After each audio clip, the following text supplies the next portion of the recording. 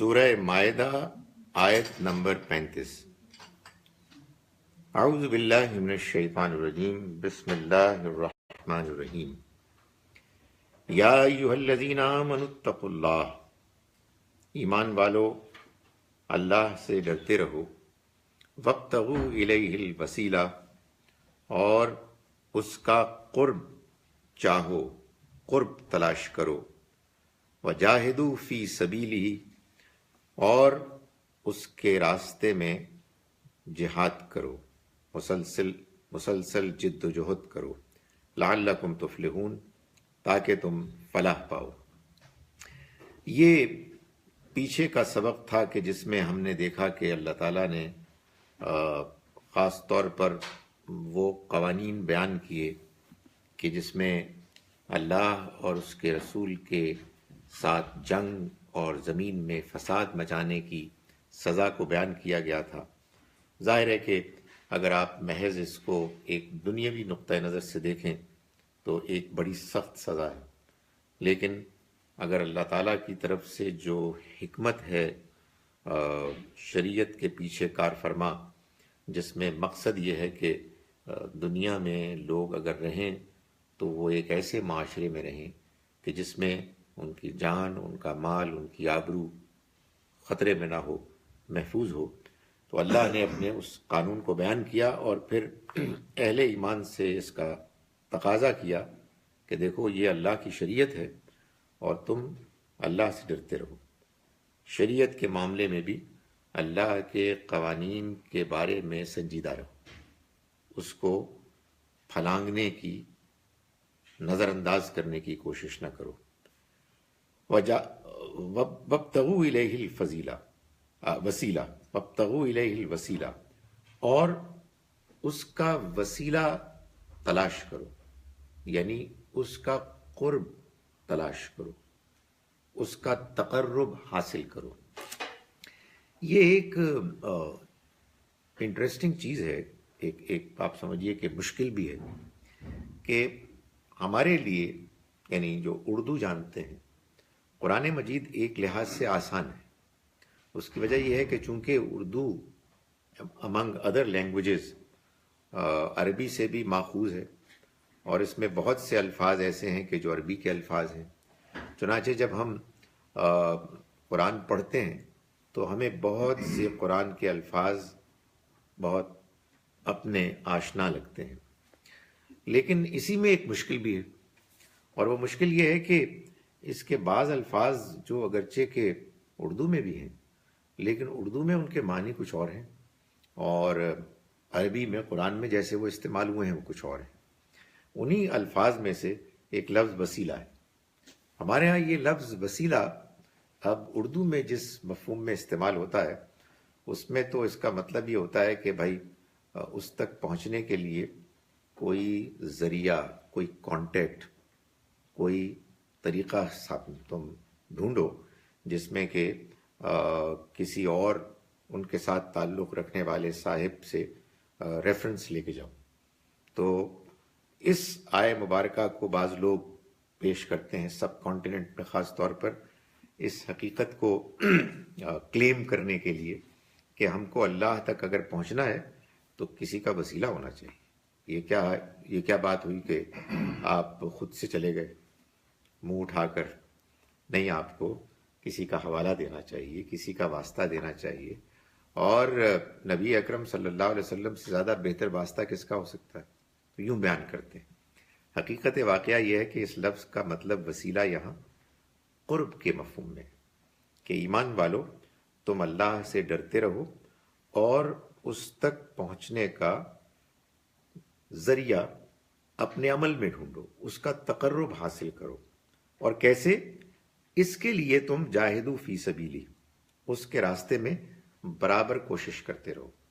نماز پڑھو، اچھی نماز پڑھو، روزہ رکھو، اس کے لیے قربانی دو، لوگوں کے ساتھ دیانتداری سے پیش آؤ، سچ بات کہو، کوئی اگر حق کی راستے میں مشکل پیش آتی ہے تو اس کو جھیلو، یہ جد و جہد کرو۔ جب تم یہ جد و جہد کرو گے، اس کے نتیجے میں کیا ہوگا؟ تم کو اللہ کا تقرب، اس کا قرب حاصل ہوگا۔ اب یہ بات بالکل الٹ ہوگی کہ آپ نے اللہ کے ساتھ تعلق قائم کرنا ہے، اللہ کے قریب آنا ہے، اور اللہ کے قریب آنے کے لیے کوشش آپ ہی نے کرنی ہے، اور آپ کی کوشش، آپ کی مخلصانہ سعی آپ کے لیے اللہ کے قریب آنے کا، اس کا قریب قرب پانے کا ذریعہ بنے گی، تو بات کہیں سے کہیں پہنچ جاتی ہے۔ تو یہاں اللہ تعالیٰ نے جس بات کا تقاضا کیا ہے وہ یہ ہے کہ ہم اللہ کے قرب کو ڈھونڈیں۔ اللہ کے قرب سے مراد ہماری عبادت میں، ہماری دعاؤں میں وہ خلوص ہو، وہ کیفیت ہو کہ ہم محسوس کریں کہ ہم اللہ کے قریب ہیں، اللہ ہماری بات سن رہا ہے، ہم جب اس سے کوئی دعا کرتے ہیں تو ہماری دعا پہنچ جاتی ہے۔ یہ حقیقت ہے کہ یہ بالکل ممکن ہے، یعنی دنیا میں انسان کے لیے یہ ممکن ہے کہ وہ یہ جان لے کہ اس کی بات اللہ تک پہنچ رہی ہے یا نہیں پہنچ رہی۔ اس کے لیے آپ کو کسی سے پوچھنے کی ضرورت نہیں ہے، اس کے لیے تو آپ کی اپنی عبادت کی کیفیت ہی کافی ہے۔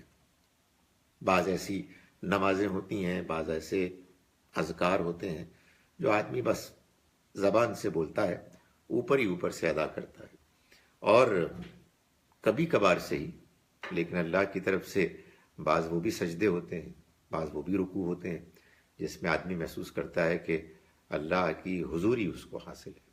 تو یہ حضوری، یہ قرب اصل میں اس کیفیت کا نام ہے کہ جو کیفیت انسان کو اللہ کی عبادت کرتے ہوئے، اس کا ذکر کرتے ہوئے، اس کے لیے کوشش کرتے ہوئے، اس کے بارے میں بات کرتے ہوئے انسان کو حاصل ہو جاتی ہے۔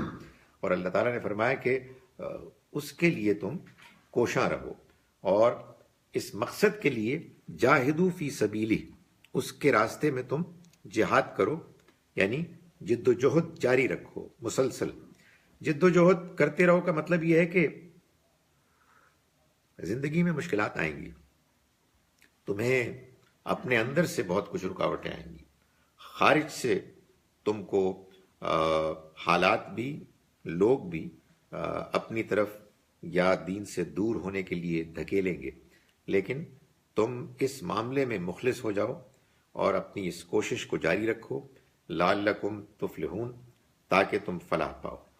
تو یہ اس کا تقاضا کیا گیا ہے یہاں، نہ کہ اس بات کا تقاضا کیا گیا ہے کہ آپ کسی بزرگ کا واسطہ اختیار کریں اور پھر اللہ کے قریب جائیں۔ میں کہتا ہوں تھوڑی دیر کے لیے آپ کو وسیلے کی کے مفہوم کی یہ حقیقت نہیں معلوم، تو اور آپ سمجھتے ہیں کہ وسیلہ وہی ہے کہ اللہ تک پہنچنے کے لیے وہ ذریعہ چاہیے، تو یار آدمی کو کنفیوز ہونا چاہیے کہ ابھی تک جو میں نے قرآن پڑھا اس میں تو اس کی بالکل الٹ بات ہے۔ اللہ تعالیٰ کہہ رہے ہیں کہ اذا سألک عبادی انی، جب میرا بندہ میرے بارے میں سوال کرتا ہے تو اس کو کہہ دو فإنی قریب، میں تو قریبی ہوں، اجیب دعوت الداعی اذا دعان، میں قبول کرتا ہوں، سنتا ہوں دعا کرنے والے کی دعا کو جب وہ میرے لیے مجھ سے دعا کرتا ہے، فلیستجیبوا لی، تو اسے بھی چاہیے کہ وہ میرا کہا مانے۔ تو یہ تو نہیں ہوتا کہ قرآن میں ابھی 2-4 رکوع 2-4 صورتیں پہلے ایک بات ہوئی اور اب بالکل الٹ بات ہو گئی۔ یہ اللہ کا کلام ہے، اس میں کوئی تضاد نہیں ہے، اس کے اللہ کے کلام ہونے کی ایک بہت بڑی دلیل خود قرآن نے یہ دی ہے کہ اس میں کوئی تضاد نہیں۔ تو یہ بھلا کیسے ممکن ہے کہ اللہ تعالیٰ اتنی توحید کی بات کرتے ہوئے اور براہ راست اپنے ساتھ تعلق کو، دعا کے تعلق کو، عبادت کے تعلق کو قائم کرنے کی تلقین کرتے ہوئے اچانک یہ فرمائیں کہ بھائی وہ تم نے کوئی وسیلہ نہیں ڈھونڈا مجھ تک پہنچنے کا؟ یہ پاسبل ہی نہیں ہے۔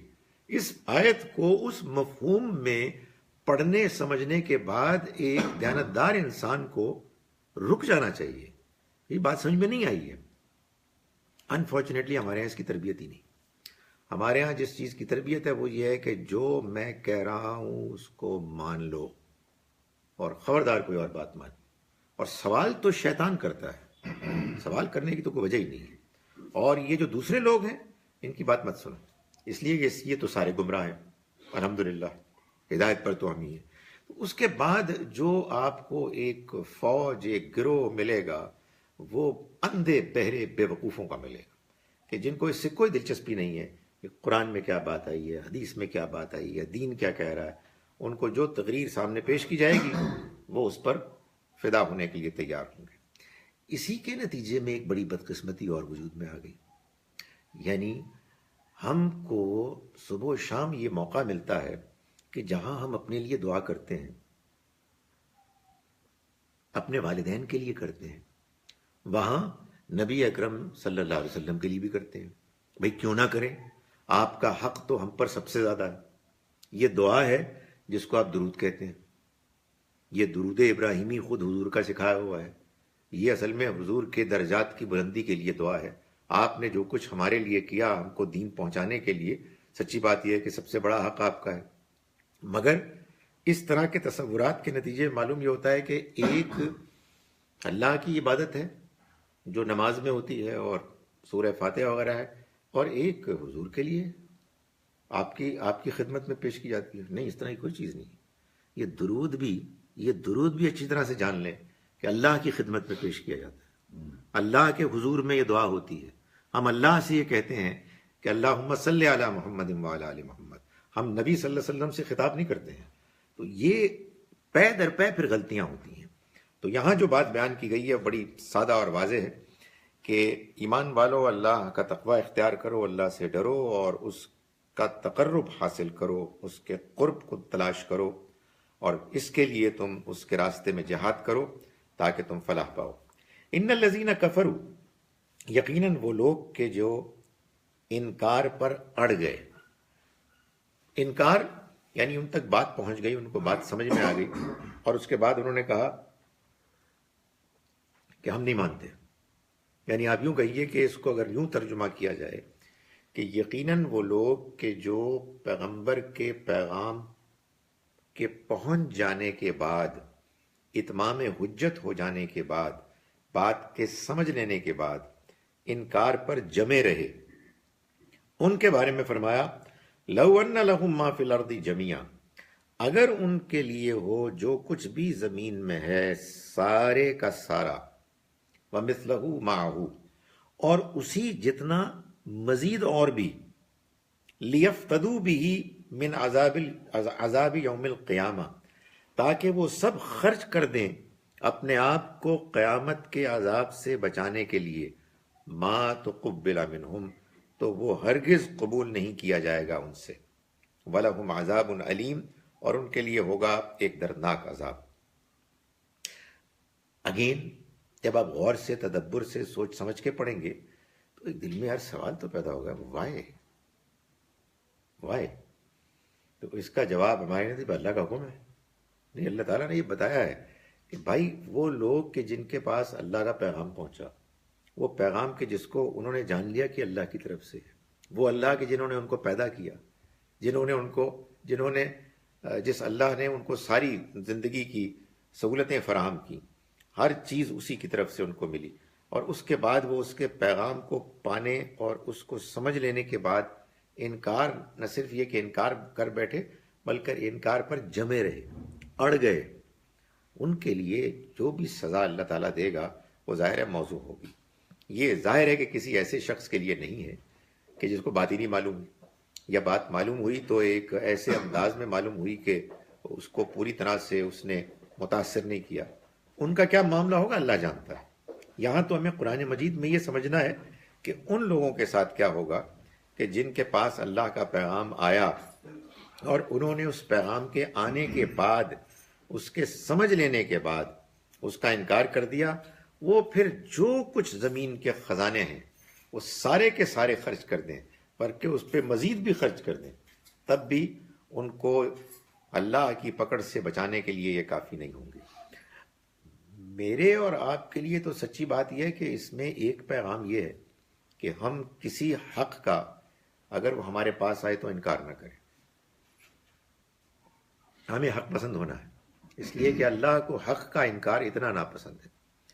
اور دوسری کبھی کبھی سچی بات ہے جو پریشانی ہوتی ہے وہ یہ ہے کہ یہ پیغام تو ساروں کے لیے تھا، اس پیغام کو ساروں تک تو پہنچنا تھا ہمارے ذریعے سے، تو ہمیں اس میں ہم نے کیا کیا؟ ہمیں اس کے بارے میں ظاہر ہے کہ کچھ نہ کچھ اس کا بندوبست کرنے کے لیے تشویش ہونی چاہیے.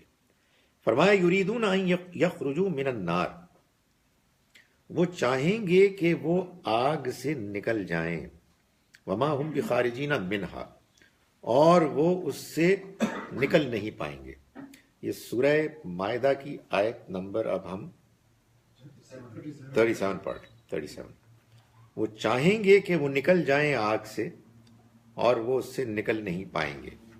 وَلَهُمْ عَذَابٌ مُقِيمٌ، اور ان کے لیے ایک عذاب ہوگا قائم رہنے والا، ٹھہر جانے والا، دائمی.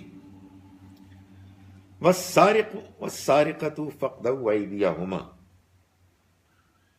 اور چور مرد اور چور عورت ان کے ہاتھ کاٹ دو.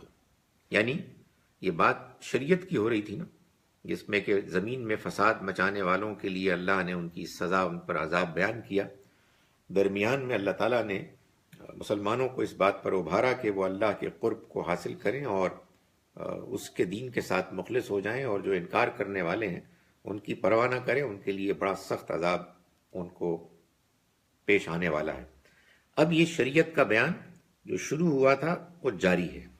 مزید یہ کہ چور مرد ہو یا عورت، فَاقْطَعُوا أَيْدِيَهُمَا، ان دونوں کے ہاتھ کاٹ دو، جزاء بما کسبا، ان کے عمل کی سزا کے طور پر، نکالم من اللہ، اور اللہ کی طرف سے عبرت ناک سزا کے لیے، یعنی وہ عبرت بن جائے. واللہ عزیز حکیم، اور اللہ غالب ہے اور بڑی حکمت والا ہے. ایک بات تو یہ ہے کہ جو ہاتھ کاٹنا ہے وہ ہاتھ ہے، یعنی ہاتھ جب آپ بولتے ہیں تو اس کا اطلاق پورے ہاتھ پر ہوتا ہے. دوسرا یہ کہ چونکہ چوری دائیں ہاتھ سے ہی ہوتی ہے اور کام عام طور پر دائیں ہاتھ سے ہوتے ہیں، تو دائیں ہاتھ ہی کاٹا جائے گا، اس لیے کہ یہ اصل میں سزا ہے اس جرم کی کہ جو چور نے کیا.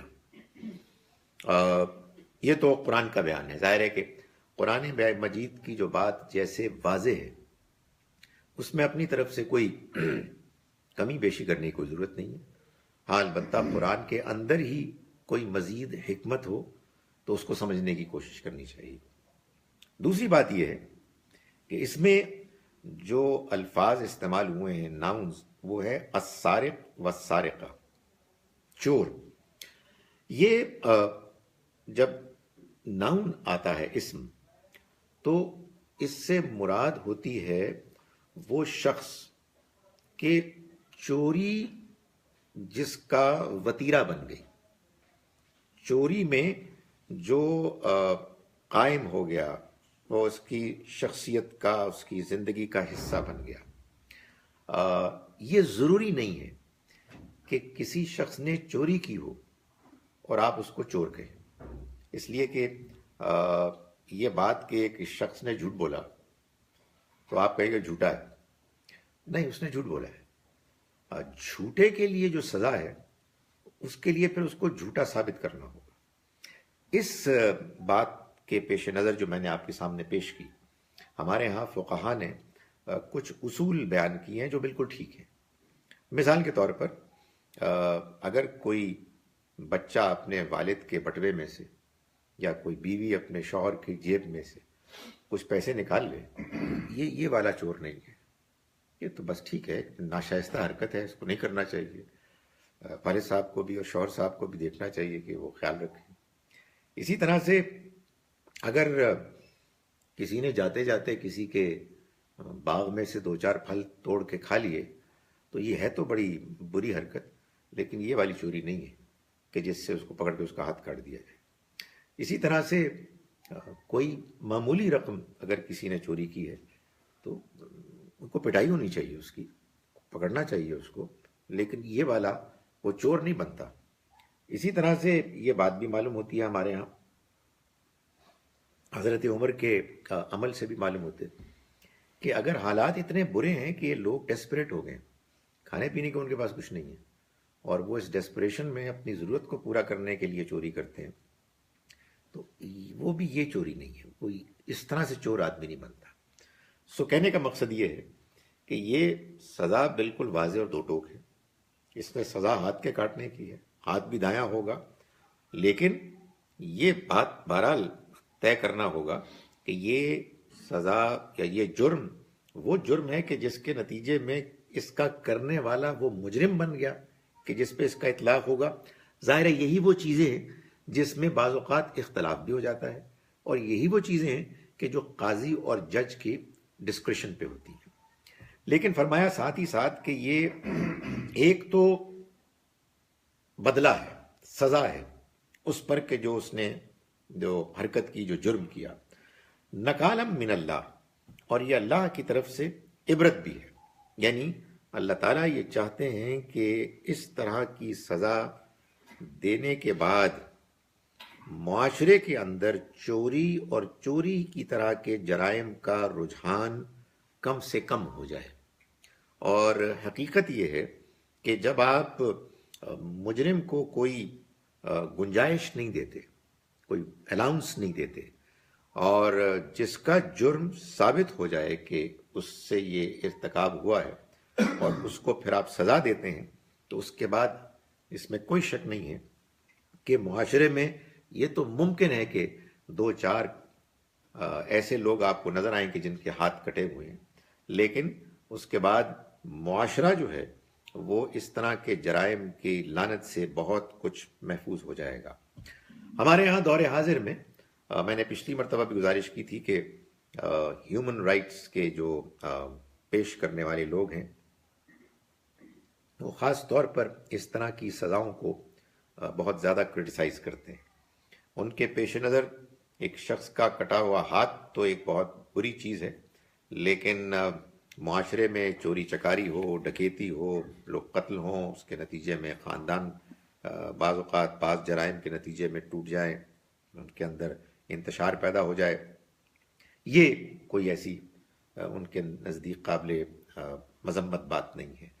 تو اللہ تعالیٰ نے آخر میں فرمایا کہ اللہ عزیز ہے، یعنی وہ زبردست ہے، وہ بادشاہ ہے، وہ جو فیصلہ کرے وہ کرنے کا حق رکھتا ہے، اسے کوئی روک نہیں سکتا.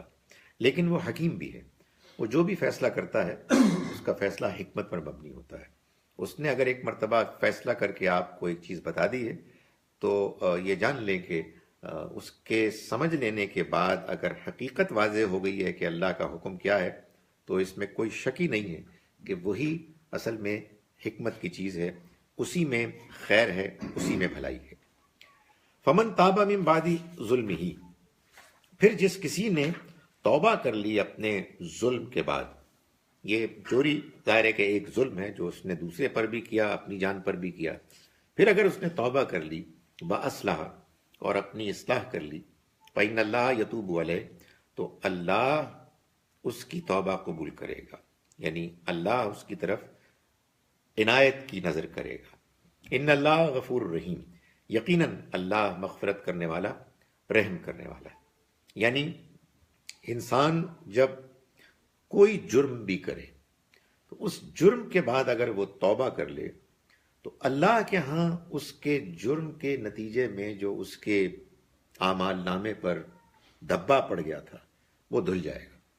اس کا کوئی تعلق دنیا کی سزا سے نہیں ہے. یہ مطلب نہیں ہے کہ ایک آدمی چوری کرنے کے بعد، آخر میں پلیز اس کو نوٹ کر لیں آپ، چوری کرنے کے بعد آدمی کہا جی میں نے توبہ کر لی تو اب اس کو سزا نہیں ملے گی. نہیں، اس طرح تو کوئی قانون نہیں چلے گا، اس لیے کہ جو بھی پکڑا جائے گا کہ سر میں نے توبہ کر لی ہے. سو ایسا تو نہیں ہو سکتا. تو یہ توبہ وہاں کے لیے ہے.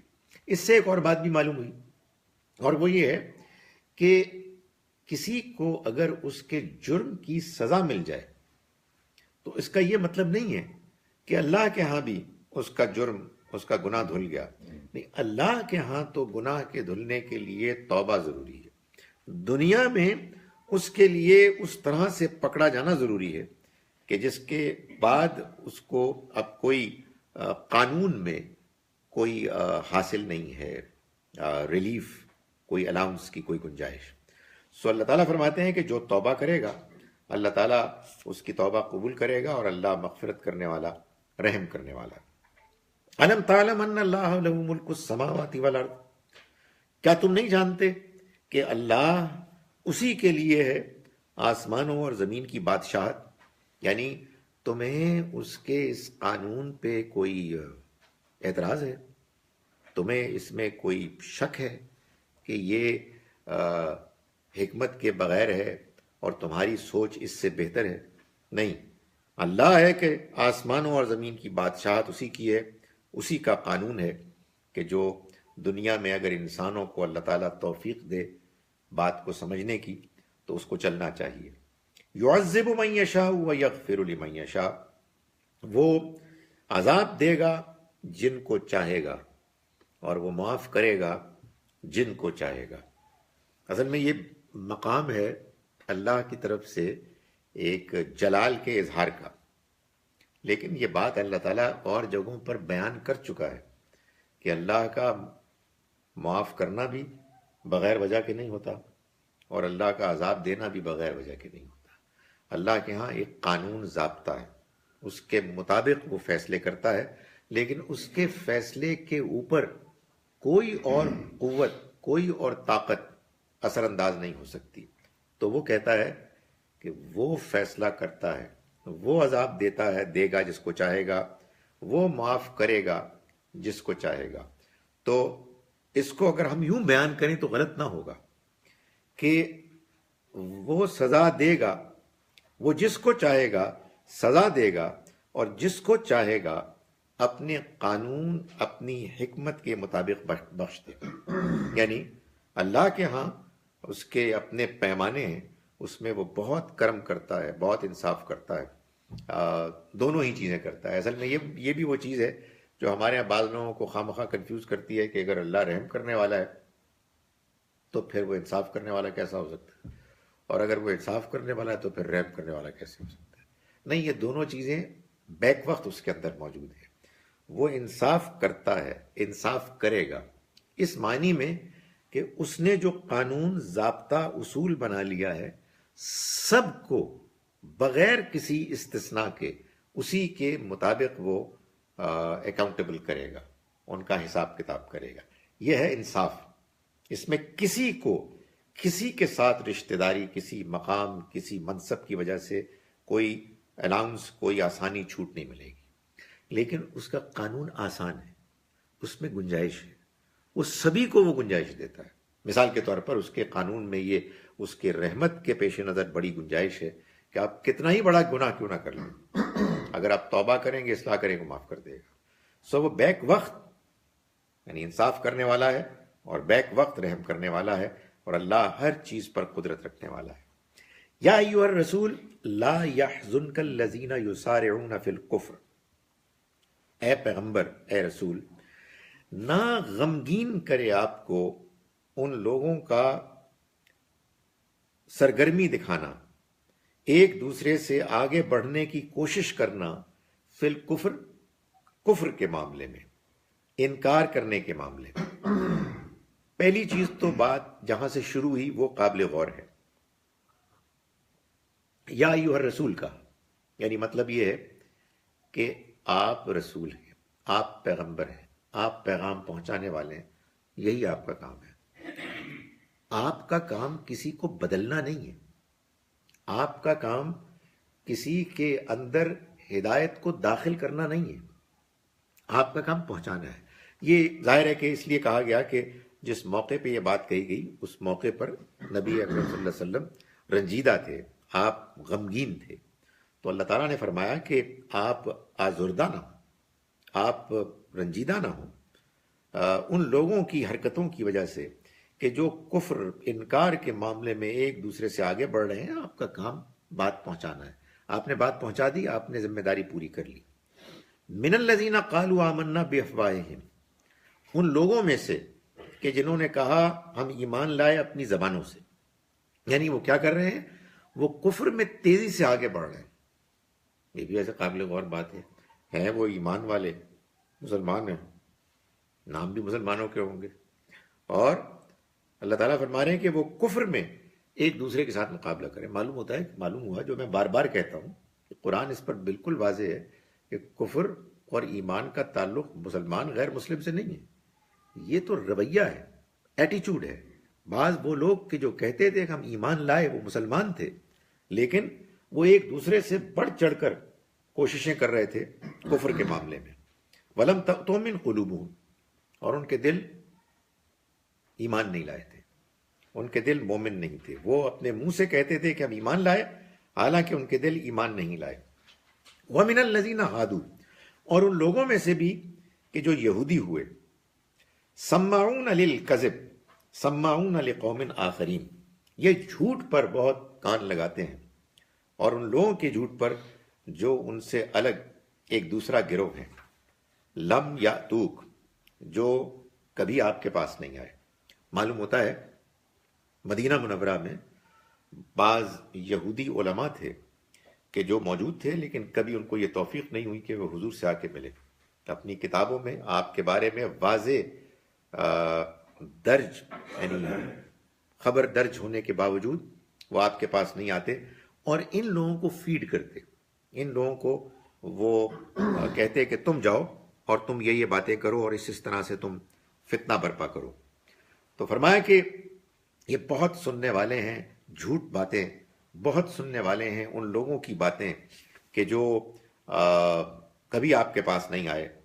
یحرفون الکلمہ من بعد مواضعہ، یہ بات کا موقع طے ہو جانے کے بعد اس کو اصلی مفہوم سے پھیر دیتے ہیں. یعنی جو کتاب میں، جو تورات میں اللہ کی بات درج ہے، موجود ہے، وہ اس کو اس کی جگہ سے ہٹا دیتے ہیں. من بعد مواضعہ، یعنی جو اس کا موقع اور محل طے ہے اس کے باوجود اس کو اس کے اصل معنی سے پھیر دیتے ہیں. معلوم یہ ہوا کہ جرم اصل میں یہی ہے کہ آپ کو بات سمجھ میں آ گئی ہے، لیکن کسی وجہ سے آپ ماننا نہیں چاہتے. آپ کہتے ہیں کہ یار یہ تو میرے مسلک کے خلاف ہے، یہ میری مصلحت کے خلاف ہے، میری خواہش کے خلاف ہے، آج کل کے فیشن کے خلاف ہے. لوگ کچھ سوچتے ہیں، آپ ایک بالکل عجیب بات کر رہے ہیں کہ پورا ہاتھ کاٹ دیں. کبھی آپ نے سوچا نہیں کہ اس کے نتیجے میں تو لوگ مذاق اڑائیں گے، سو کوئی پھیر دو، اس کو کچھ اور معنی پہنا دو. تو اللہ تعالیٰ یہ یہودیوں کو کہہ رہے ہیں ان کے بارے میں کہ وہ کیا کرتے کہ کلام کو اس کے موقع سے ہٹا دیتے. جو بات کہی گئی تھی اس کو وہاں سے لے کے کہیں اور پہنچا دیتے. تو یہ ان کا جرم تھا. یقولون، وہ کہتے ہیں، ان اوتی تم حاضا، اگر تم دے دیے جاؤ یہ، یعنی اگر تمہارے لیے یہ فیصلہ ہو، فخذوہ، تو تم اس کو لے لو. وَإِن لَّمْ تُؤْتَوْهُ، اور اگر یہ فیصلہ نہ ہو تو فاحذروا، تو پھر بچ کرو، اگنور اٹ. سمجھا بات؟ یعنی وہ ایسے لوگ تھے کہ جو، یعنی وہ علماء کہ جن کا حال یہ تھا کہ وہ ڈیلیبریٹلی، نوئنگلی کتاب کے، تورات کے مفہوم کو بدل دیتے، اور وہ لوگوں کو بھی یہ پٹی پڑھا کے بھیجتے، سمجھا کے کہ یہ بات اگر تمہیں یوں ملے، اگر فیصلہ تمہارے حق میں ہو تو تم مان لینا، اور اگر فیصلہ تمہارے خلاف ہو یا تمہاری توقع سے مختلف ہو تو تم اس کو اگنور کرنا، اس کو نہ ماننا. فرمایا کہ وَمَن يُرِدِ اللَّهُ فِتْنَتَهُ، اور جن کے بارے میں اللہ تعالیٰ چاہے، فتنتہو، کہ ان کو وہ فتنے میں ڈالے، فلن تملک لہ من اللہ شیئا، تو پھر تم اللہ کے مقابل میں ان کے لیے کچھ بھی نہیں کر سکتے. یعنی مطلب یہ ہے کہ جو یہ حرکتیں کر رہے ہیں نا، یہ فتنے میں پڑ چکے ہیں، اور جن کو اللہ فتنے میں ڈال دے اپنے قانون کے مطابق، تو پھر تم ان کے لیے کوئی مدد ان کو نہیں پہنچا سکتے، تم ان کو کسی طرح سے بھی نہیں بچا سکتے. اولئک الذین لم یرد اللہ ان یطہر قلوبہم، یہ وہ لوگ ہیں کہ اللہ نے نہیں چاہا کہ ان کے دل پاک ہو جائے، یعنی وہ فتنے میں پڑ گئے. یہ وہ بات ہے کہ جس کو قرآن مجید نے بار بار بیان کی ہے. اللہ کا ایک قانون ہے، آپ اگر اللہ کے پیغام کے ساتھ، اپنے اخلاقی اصولوں کے ساتھ سنجیدہ ہیں، مخلص ہیں، تو اللہ تعالیٰ آپ کے لیے ہدایت کے، سچائی کے اور راستے کھولے گا. آپ اپنے اندر کی روشنی کی قدر کریں گے تو اللہ آپ کو اور روشنی مہیا کرے گا۔ آپ نے اگر سچائی کو اپنا وتیرہ بنایا ہوگا، آپ اس کی خاطر ڈٹ جانے والے ہیں، تو پھر اللہ تعالیٰ آپ کو اور مزید سچائی دے گا۔ قرآن کے بقول آپ نے اپنی فطرت کی قدر کی، اس کی روشنی کی قدر کی، تو اللہ تعالیٰ آپ کو وہی کی روشنی مہیا کرے گا۔ لیکن اگر کچھ لوگ ایسے ہیں کہ جن کا زندگی کا دار و مدار ہی جھوٹ پر ہے، جو اصل میں دھوکہ دیتے ہیں، جن کو اصل میں جن کی پالیسی یہ ہے مطلب کی چیز ملے لے لو، مطلب کی چیز نہ ملے بالکل نظر انداز کر دو، کوئی اہمیت نہ دو۔ Watch your interest, be selfish, اپنی ذات کی تمہیں فکر ہونی چاہیے، باقی دنیا جائے بھاڑ میں، کوئی بندہ سچا ہے جھوٹا ہے اس سے کیا فرق پڑتا ہے۔ تو جو لوگ، چونکہ یہ چیز انسان کی اس فطرت کے خلاف ہے جس فطرت پہ انسان پیدا ہوا ہے، انسان کا ضمیر بھی اس کو ملامت کرتا ہے، اس کو کاٹتا ہے، لیکن انسان اس کے باوجود اپنی خواہشات اور اپنی انانیت کی خاطر جھوٹ بولتا ہے، دھوکہ دیتا ہے، غلط باتوں کو اختیار کرتا ہے، صحیح باتوں کو نظر انداز کرتا ہے۔ پھر اس کے نتیجے میں قرآن کہتا ہے کہ یہ لوگ فتنے میں پڑ جاتے ہیں، اور فتنے میں پڑنے کے بعد ہر وہ غلط کام کرنے کے لیے آمادہ ہو جاتے ہیں جن کے کرنے کے بارے میں ایک شریف آدمی سوچ بھی نہیں سکتا۔ ایسے ایسے گھنونے جرائم کرتے ہیں کہ اللہ کے پیغام کو وہ اپنے مطلب منشا کے مطابق بدل دیتے ہیں اور معنی پہنا دیتے ہیں۔ بندہ کہتا ہے یار یہ بندہ دیندار آدمی ہے، یہ پڑھا لکھا ہے، ہم تو بالکل سادہ لوگ ہیں، یہ کیسے یہ بات کر سکتا ہے؟ لیکن کر دیتے ہیں۔ میں نے ابھی آپ کو ایک حکایت کے حوالے سے بتایا، ہمارا بہت ہوتا ہے جی کہ اللہ سے مانگنے کے لیے کسی اور کے پاس جاؤ اور اس سے مانگ لو۔ بھئی ہاؤ از اٹ پاسبل یار، مطلب قرآن پڑھنے والا ایک عام آدمی بھی کیسے امیجن کر سکتا ہے؟ مگر باقاعدہ پوائنٹس آف ویو بنے ہوئے لوگ اس پر بالکل اصرار کرتے ہیں۔ تو اللہ تعالیٰ نے فرمایا کہ اللہ جن کے بارے میں یہ فیصلہ کر لے کہ انہیں فتنے میں پڑنا ہے، تو تم ان کو اللہ کے اس فیصلے سے نہیں بچا سکتے۔ یہ وہ لوگ ہیں کہ جن کے بارے میں اللہ نے یہ ارادہ کر لیا ہے کہ وہ ان کے دلوں کو پاک نہیں کرے گا، یعنی آخرت میں جنت کے داخلے کے لیے یہ شرط ہے کہ انسان کا دل پاک ہو۔ اللہ ان کے بارے میں یہ فیصلہ کر چکا ہے کہ ان کے ہدایت کے معاملے میں عدم دلچسپی کا حال اس قدر نمایاں ہے اور اس قدر مسلسل ہے کہ اب اس نے فیصلہ کر لیا ہے کہ انف از انف، ان کو اب مزید موقع نہیں ملے گا۔ لہم فی الدنیا خزی، ان کے لیے ہوگی دنیا کی زندگی میں رسوائی، وَلَهُمْ فِي الْآخِرَةِ عَذَابٌ عَظِيمٌ، اور ان کے لیے آخرت میں بھی ایک بڑی سزا ہے۔ سماعون للکذب، یہ جھوٹ پر کان لگاتے ہیں، جھوٹ کو بہت سنتے ہیں۔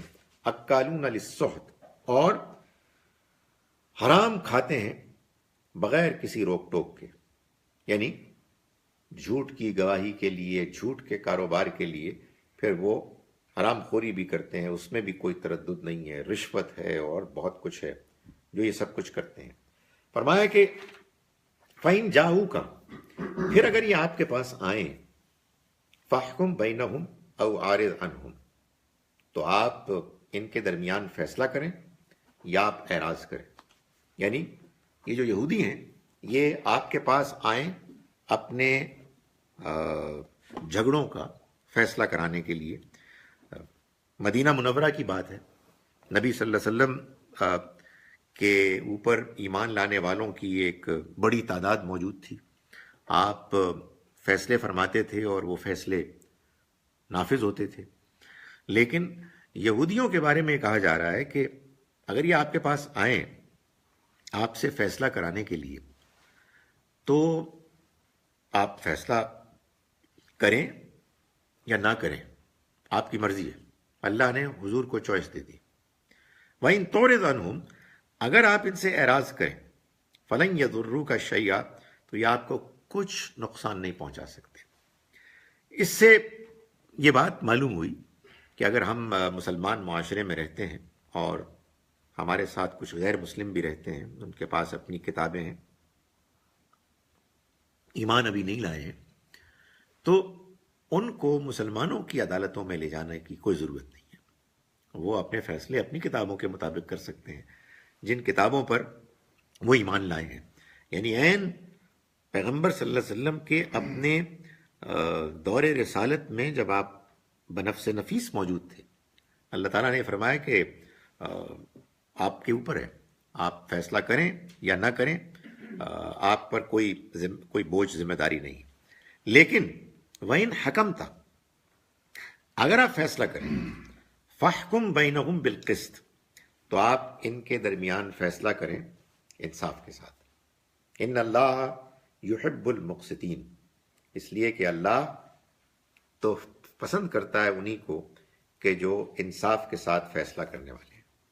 یعنی چوائس ہے، آپ کا اختیار ہے، آپ چاہے فیصلہ کریں چاہے ان کے بارے میں فیصلہ نہ کریں، لیکن جب آپ فیصلہ کریں تو پھر انصاف کے ساتھ کریں. فرمایا وَكَيْفَ يُحَكِّمُونَكَ، اور یہ آپ کے پاس فیصلہ کروانے کے لیے آتے کیوں ہیں؟ یعنی کیوں آتے ہیں، کیسے آتے ہیں؟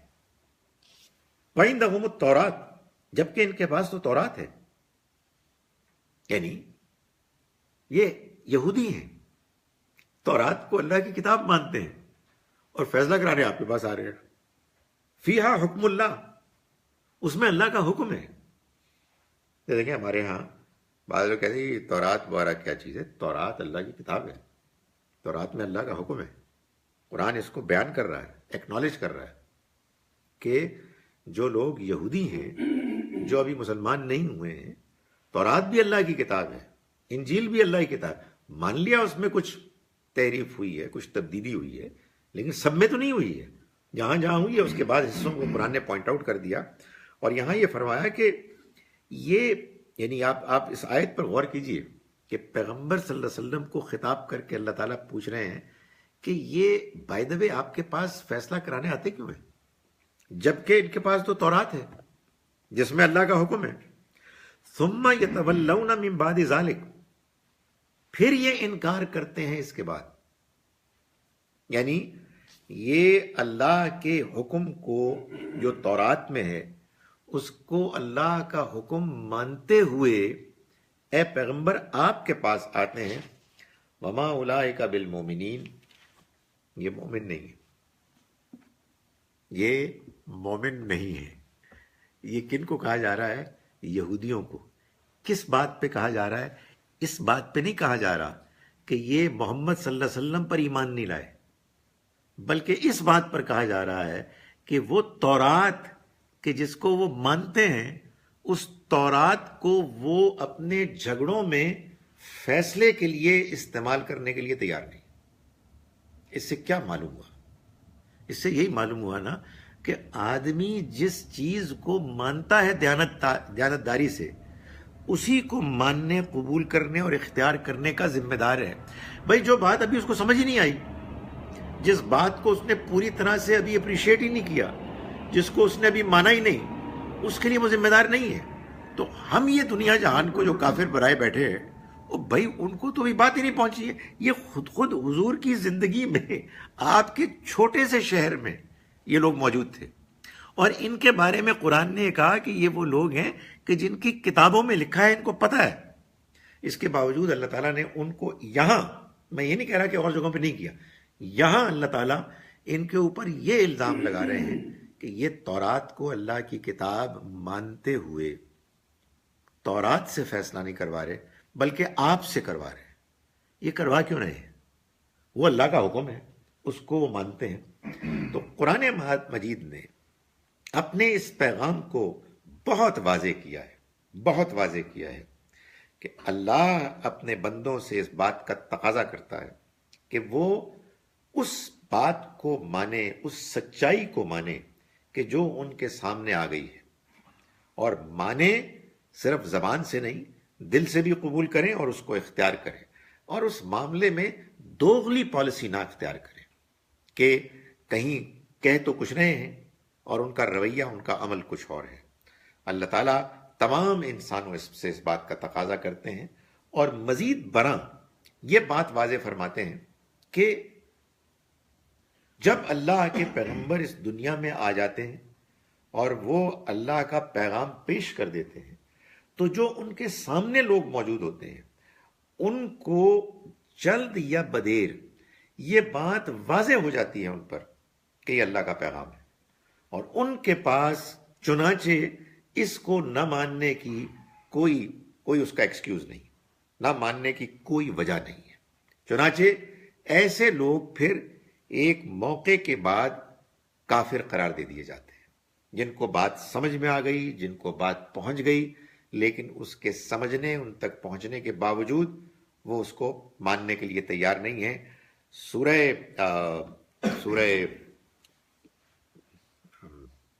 اس مائدہ کی اس آیہ مبارکہ نے وہ جو حقیقت جو میں بار بار بیان کرتا ہوں مختلف اور آیات کے ذریعے سے، تو یہاں اور نمایاں ہو گئی کہ حق کو جب حق پہنچ جاتا ہے اس کو جاننے اور ماننے پر انسان کے مومن یا کافر ہونے کا فیصلہ ہوتا ہے، نہ کہ اس بنیاد پر کہ آپ کا تعلق کس گروہ سے، آپ کس خاندان میں پیدا ہوئے، آپ کس جگہ ہوئے۔ یہ ایک حقیقت ہے کہ دنیا میں ہر معاشرے میں اچھے لوگ بھی ہوتے ہیں، برے لوگ بھی ہوتے ہیں۔ دنیا میں جتنے مذہبی گروہ ہیں ان میں اچھے لوگ بھی ہیں، برے لوگ بھی ہیں۔ مسلمانوں میں جتنے فرقے ہیں ان میں اچھے لوگ بھی ہیں، برے لوگ بھی ہیں۔ یہ بڑا ہی عجیب ہے کہ لوگ کہیں ایک گروہ ہے جو بالکل کامیاب ہے اور باقی سارے ناکام۔ یہ کیسے ہو سکتا ہے یار؟ یہ تو انسانی تاریخ میں چند موقعوں پر ہوا ہے کہ جب اللہ کے پیغمبر آ گئے۔ جب اللہ کے پیغمبر آ جاتے ہیں تو معلوم ہے کیا ہوتا ہے؟ دودھ کا دودھ، پانی کا پانی ہو جاتا ہے، حق اور باطل الگ الگ ہو جاتے ہیں۔ بالآخر ناٹ امیجیٹلی، کچھ عرصہ گزر جانے کے بعد جب پیغام واضح ہو جاتا ہے تو جو سچے لوگ ہوتے ہیں، نیک، سچے، مخلص، وہ سارے پیغمبر پر ایمان لے آتے ہیں، اور جو جھوٹے مکار ہوتے ہیں یا وہ انکار کر کے نمایاں ہو جاتے ہیں یا منافق ہو جاتے ہیں۔ یہ اللہ کے پیغمبروں کے زمانے میں ہوتا ہے، اس لیے کہ ان کی موجودگی میں حق بالکل واضح ہو جاتا ہے، کوئی گنجائش باقی نہیں رہتی کہ آدمی کا یہ بات سمجھ میں نہیں آئی۔ اس کے علاوہ ہمیشہ ایسا ہی ہوگا، ہر جگہ اچھے بھی لوگ ہوں گے، برے بھی لوگ ہوں گے۔ جن کے پاس اللہ کا پیغام موجود ہے ان کی یہ خواہش ہونی چاہیے کہ معاشرے کے اچھے لوگوں کو یہ پیغام پہنچے۔ اس کا یہ مطلب نہیں ہے کہ آپ انتخاب کریں کہ اچھا کون، نہیں، آپ بات کو بیان کریں، اچھے انداز میں بیان کریں، لوگوں کو دعوت دیں، ان کے سوالوں کے جواب دیں، اور کسی پر کوئی الزام نہ لگائیں۔ اور یہی معاملہ کبھی آپ کو موقع ملے، توفیق ملے کہ آپ کسی اور غیر مسلم معاشرے میں جائیں، وہاں بھی یہ کام کریں۔ اللہ کا پیغام، اللہ کی کتاب کی دعوت، یہ اصل میں ایک مقناطیس ہے جو کھینچتی ہے۔ تو ہمیں اس کے علاوہ نہ کسی پر الزام لگانا ہے، نہ ہمیں کوئی بٹوارے کرنے ہیں، کوئی کیٹیگریز بنانی ہے۔ یہ اصل میں اللہ نے کبھی اس بات کو سکھایا ہی نہیں ہے۔ اللہ نے تو اپنے پیغام کے ذریعے سے وہ دعوت پیش کی ہے کہ جس دعوت کو لوگوں تک پہنچانا ہے۔ پیغمبروں کے زمانے میں بھی لوگوں کے ذہنوں میں سوال پیدا ہوئے تھے، لیکن ظاہر ہے کہ ان کی موجودگی میں وہ سوال کم ہوتے تھے۔ اب وہ سوال زیادہ ہوتے ہیں تو ہمیں ان کے جواب دینے، خود بھی سوچنے، خود بھی سمجھنا ہے۔ تو اب تو کیا کرنا ہے؟ دین کو سمجھنا ہے اور سمجھانا ہے، دین کی تعلیم عام کرنی ہے، اس دعوت کو پھیلانا ہے کہ اللہ کے پیغام کو سمجھو۔ ہم پر وہی نازل نہیں ہوتی، ہم بھی عام لوگ ہیں، ہمیں کچھ باتیں سمجھ میں آئی ہیں، ہمیں اللہ کا پیغام یوں سمجھ میں آیا ہے، ہم اپنی انڈرسٹینڈنگ آپ کے ساتھ شیئر کر رہے ہیں۔ ہم اس حتمی انڈرسٹینڈنگ کے ساتھ، اس 100% کانفیڈنس کے ساتھ یہ پیش نہیں کر رہے کہ جو بات ہم یہاں سے بیان کر رہے ہیں یہی اصل بات ہے، نہیں، ہمیں یوں سمجھ میں آئی ہے اور یوں ہم سمجھا رہے ہیں۔ اور اس سمجھنے سمجھانے کے پروسیس میں آپ شامل ہو جائیں۔ جب آپ یہ کام کریں گے اور جب یہ فیلنگ، یہ انڈرسٹینڈنگ یہ پھیلے گی تو پھر نہ فرقہ ہوگا اور نہ ہی کوئی سختی ہوگی، نہ ہی کوئی گالی گلوچ ہوگی، نہ ہی کوئی لان تان ہوگی۔ لیکن اگر آپ یہ نہیں کریں گے اور لوگوں کو کہیں گے کہ بھائی میں ہوں چیتا جو آیا ہوں آسمان سے اور میں نے ساری بات سمجھ لی ہے اور باقی یہ سارے جو ہیں یہ بکواس ہے، تو پھر ظاہر ہے کہ اس کے نتیجے میں کیا ہوگا کہ جو مسلمان ہوں گے سارے کلمہ گو ہوں گے، سارے اللہ کو ماننے والے ہوں گے، محمد صلی اللہ علیہ وسلم کو ماننے والے ہوں گے، قرآن کو ماننے والے ہوں گے، لیکن بٹے ہوئے ہوں گے، 72 نہیں 7200 میں بٹے ہوئے ہوں گے، اور کوئی کسی دوسرے کے ساتھ وہ جو دلی تعلق ہے وہ قائم نہیں کر سکے گا، اس لیے کہ اس کے نتیجے میں تو آپ کٹتے ہیں، اور اللہ کی کتاب کو جیسا کہ قرآن نے کہا مضبوطی سے پکڑنے کے نتیجے میں آپ جڑتے ہیں، اور مضبوطی سے پکڑنے کا مطلب یہی ہے کہ آپ اس کو پڑھیں، اس کو سمجھیں، اس کو ڈسکس کریں، کسی کی نیت پہ شک نہ کریں، اپنی بات پہنچائیں، دوسرے کی بات پر غور کریں۔ میں ان آیات کا ترجمہ ایک مرتبہ پھر کر رہا ہوں۔ آیت نمبر 35 سے ہم نے سورہ توبہ کے آج کا سبق شروع کیا تھا۔ بسم اللہ الرحمن الرحیم۔ یا ایھا الذین آمنوا، ایمان والو، اتقوا اللہ، اللہ سے ڈرو، وابتغوا الیہ الوسیلہ، اور اس کی طرف اس کے تقرب کو ڈھونڈو، اس کے قریب آنے کا راستہ تلاش کرو، وجاہدوا فی سبیلہ، اور اس مقصد کے لیے اس کے راستے میں جد و جہد کرو، لعلکم تفلحون، تاکہ تم فلاح پاؤ۔ ان الذین کفروا، یقیناً وہ لوگ کہ جو پیغمبر کے پیغام پہنچانے کے باوجود، بات کو سمجھ لینے کے باوجود انکار پر جم گئے، لو ان لہم ما فی الارض جمیعا، اگر ان کے پاس ان کو میسر آ جائے وہ سب خزانہ کہ جو زمین میں ہے سارے کا سارا، ومثلہ معہ، اور اسی جتنا اور مزید بھی اس کے ساتھ، لیفتدوا بہ من عذاب یوم القیامہ، تاکہ وہ اس کو خرچ کر کے اپنے آپ کو بچا لیں قیامت کے دن کے عذاب سے، ما تقبل منہم، وہ ان سے قبول نہیں کیا جائے گا، وَلَهُمْ عَذَابٌ علیم، اور ان کے لیے ایک دردناک عذاب ہوگا۔ یریدون ان یخرجوا من النار، وہ چاہیں گے کہ وہ نکلیں آگ سے، وما ہم بخارجین منہا، اور وہ اس سے نکلنے نہیں پائیں گے، وَلَهُمْ عَذَابٌ مقیم، اور ان کے لیے ایک ٹھہر جانے والا قائم عذاب ہوگا، دائمی۔ وَالسَّارِقُ وَالسَّارِقَةُ، اور اللہ کی شریعت کے بارے میں سنجیدہ ہو جاؤ، چور مرد ہو یا عورت، فَاقْطَعُوا أَيْدِيَهُمَا، تم ان کے ہاتھ کاٹ دو، جزاء بما کسبا، ان کے جرم کی سزا کے طور پر، نکالا من اللہ، اللہ کی طرف سے عبرت کے طور پر، واللہ عزیز حکیم، اللہ زبردست ہے، حکمت والا ہے۔ فمن تاب من بعد ظلمہ، پھر جس کسی نے توبہ کی اس کے ظلم کرنے کے بعد، وَأَصْلَحَ، اور اصلاح کی، فَإِنَّ اللَّهَ يَتُوبُ عَلَيْهِ، تو اللہ ان کی طرف نظر عنایت کرتا ہے، ان کی توبہ قبول کرتا ہے۔ ان اللہ غفور الرحیم، کیوں نہیں، اللہ تو مغفرت کرنے والا، رحم کرنے والا ہے۔ الم تعلم، کیا تم نہیں جانتے، ان اللہ لہ ملک السماوات والارض، کہ اللہ اسی کی بادشاہت ہے آسمانوں اور زمین کی، یعذب من یشاء، وہ عذاب دے گا جن کو چاہے گا، ویغفر لمن یشاء، اور وہ معاف کرے گا جن کو چاہے گا، ظاہر ہے اپنے قانون کے مطابق۔ واللہ علی کل شیء قدیر، اور اللہ ہر چیز پر قدرت رکھنے والا ہے۔ یا ایھا الرسول، اے پیغمبر، لا یحزنک الذین یسارعون فی الکفر، آپ کو غمگین نہ کرے ان لوگوں کا ایک دوسرے سے آگے بڑھنے کی کوششیں کرنا کہ جو کفر میں جم گئے ہیں، کفر کے معاملے میں ایک دوسرے سے آگے بڑھنے کی کوشش کرنا، من الذین قالوا آمنا، ان لوگوں میں سے بھی کہ جنہوں نے کہا کہ ہم ایمان لائے، بافواہہم، اپنی زبانوں سے، ولم تؤمن قلوبہم، حالانکہ ان کے دل مومن نہیں ہوئے، ومن الذین ہادوا، اور ان لوگوں میں سے بھی کہ جو یہودی ہوئے، سماعون للکذب، یہ بہت جھوٹ کے سننے والے ہیں، سماعون لقوم آخرین، بہت سنتے ہیں ان لوگوں کی بات بھی کہ جو اور لوگ ہیں، لم یاتو، جو کبھی آپ کے پاس نہیں آئے، یحرفون الکلم من بعد مواضعہ، وہ کلام کو اس کے موقع محل میں موجود ہونے کے بعد، طے ہونے کے بعد اس کو ہٹا دیتے ہیں۔ یقولون، کہتے ہیں، ان اوتیتم ھذا، اگر تم دیے جاؤ یہ، فخذوہ، تو لے لو اس کو، وَإِن لَّمْ تُؤْتَوْهُ، اور اگر تم یہ نہ دیے جاؤ، فاحذروا، تو تم ہٹ جاؤ، دور ہو جاؤ، بچ جاؤ.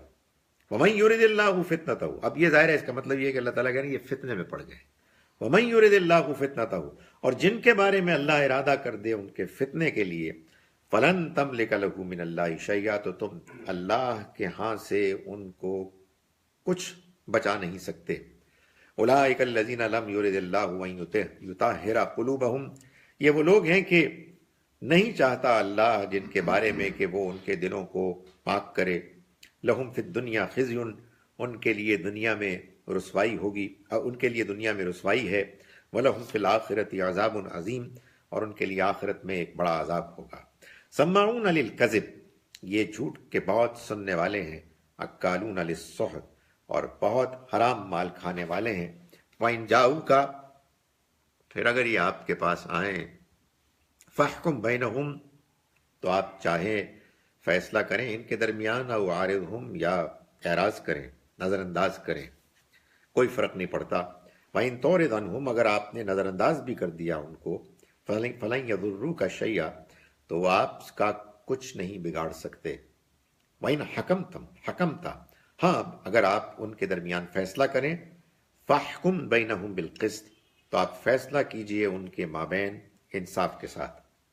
ان اللہ یحب المقسطین، اللہ یقیناً پسند کرتا ہے ان کو کہ جو انصاف کرنے والے ہیں.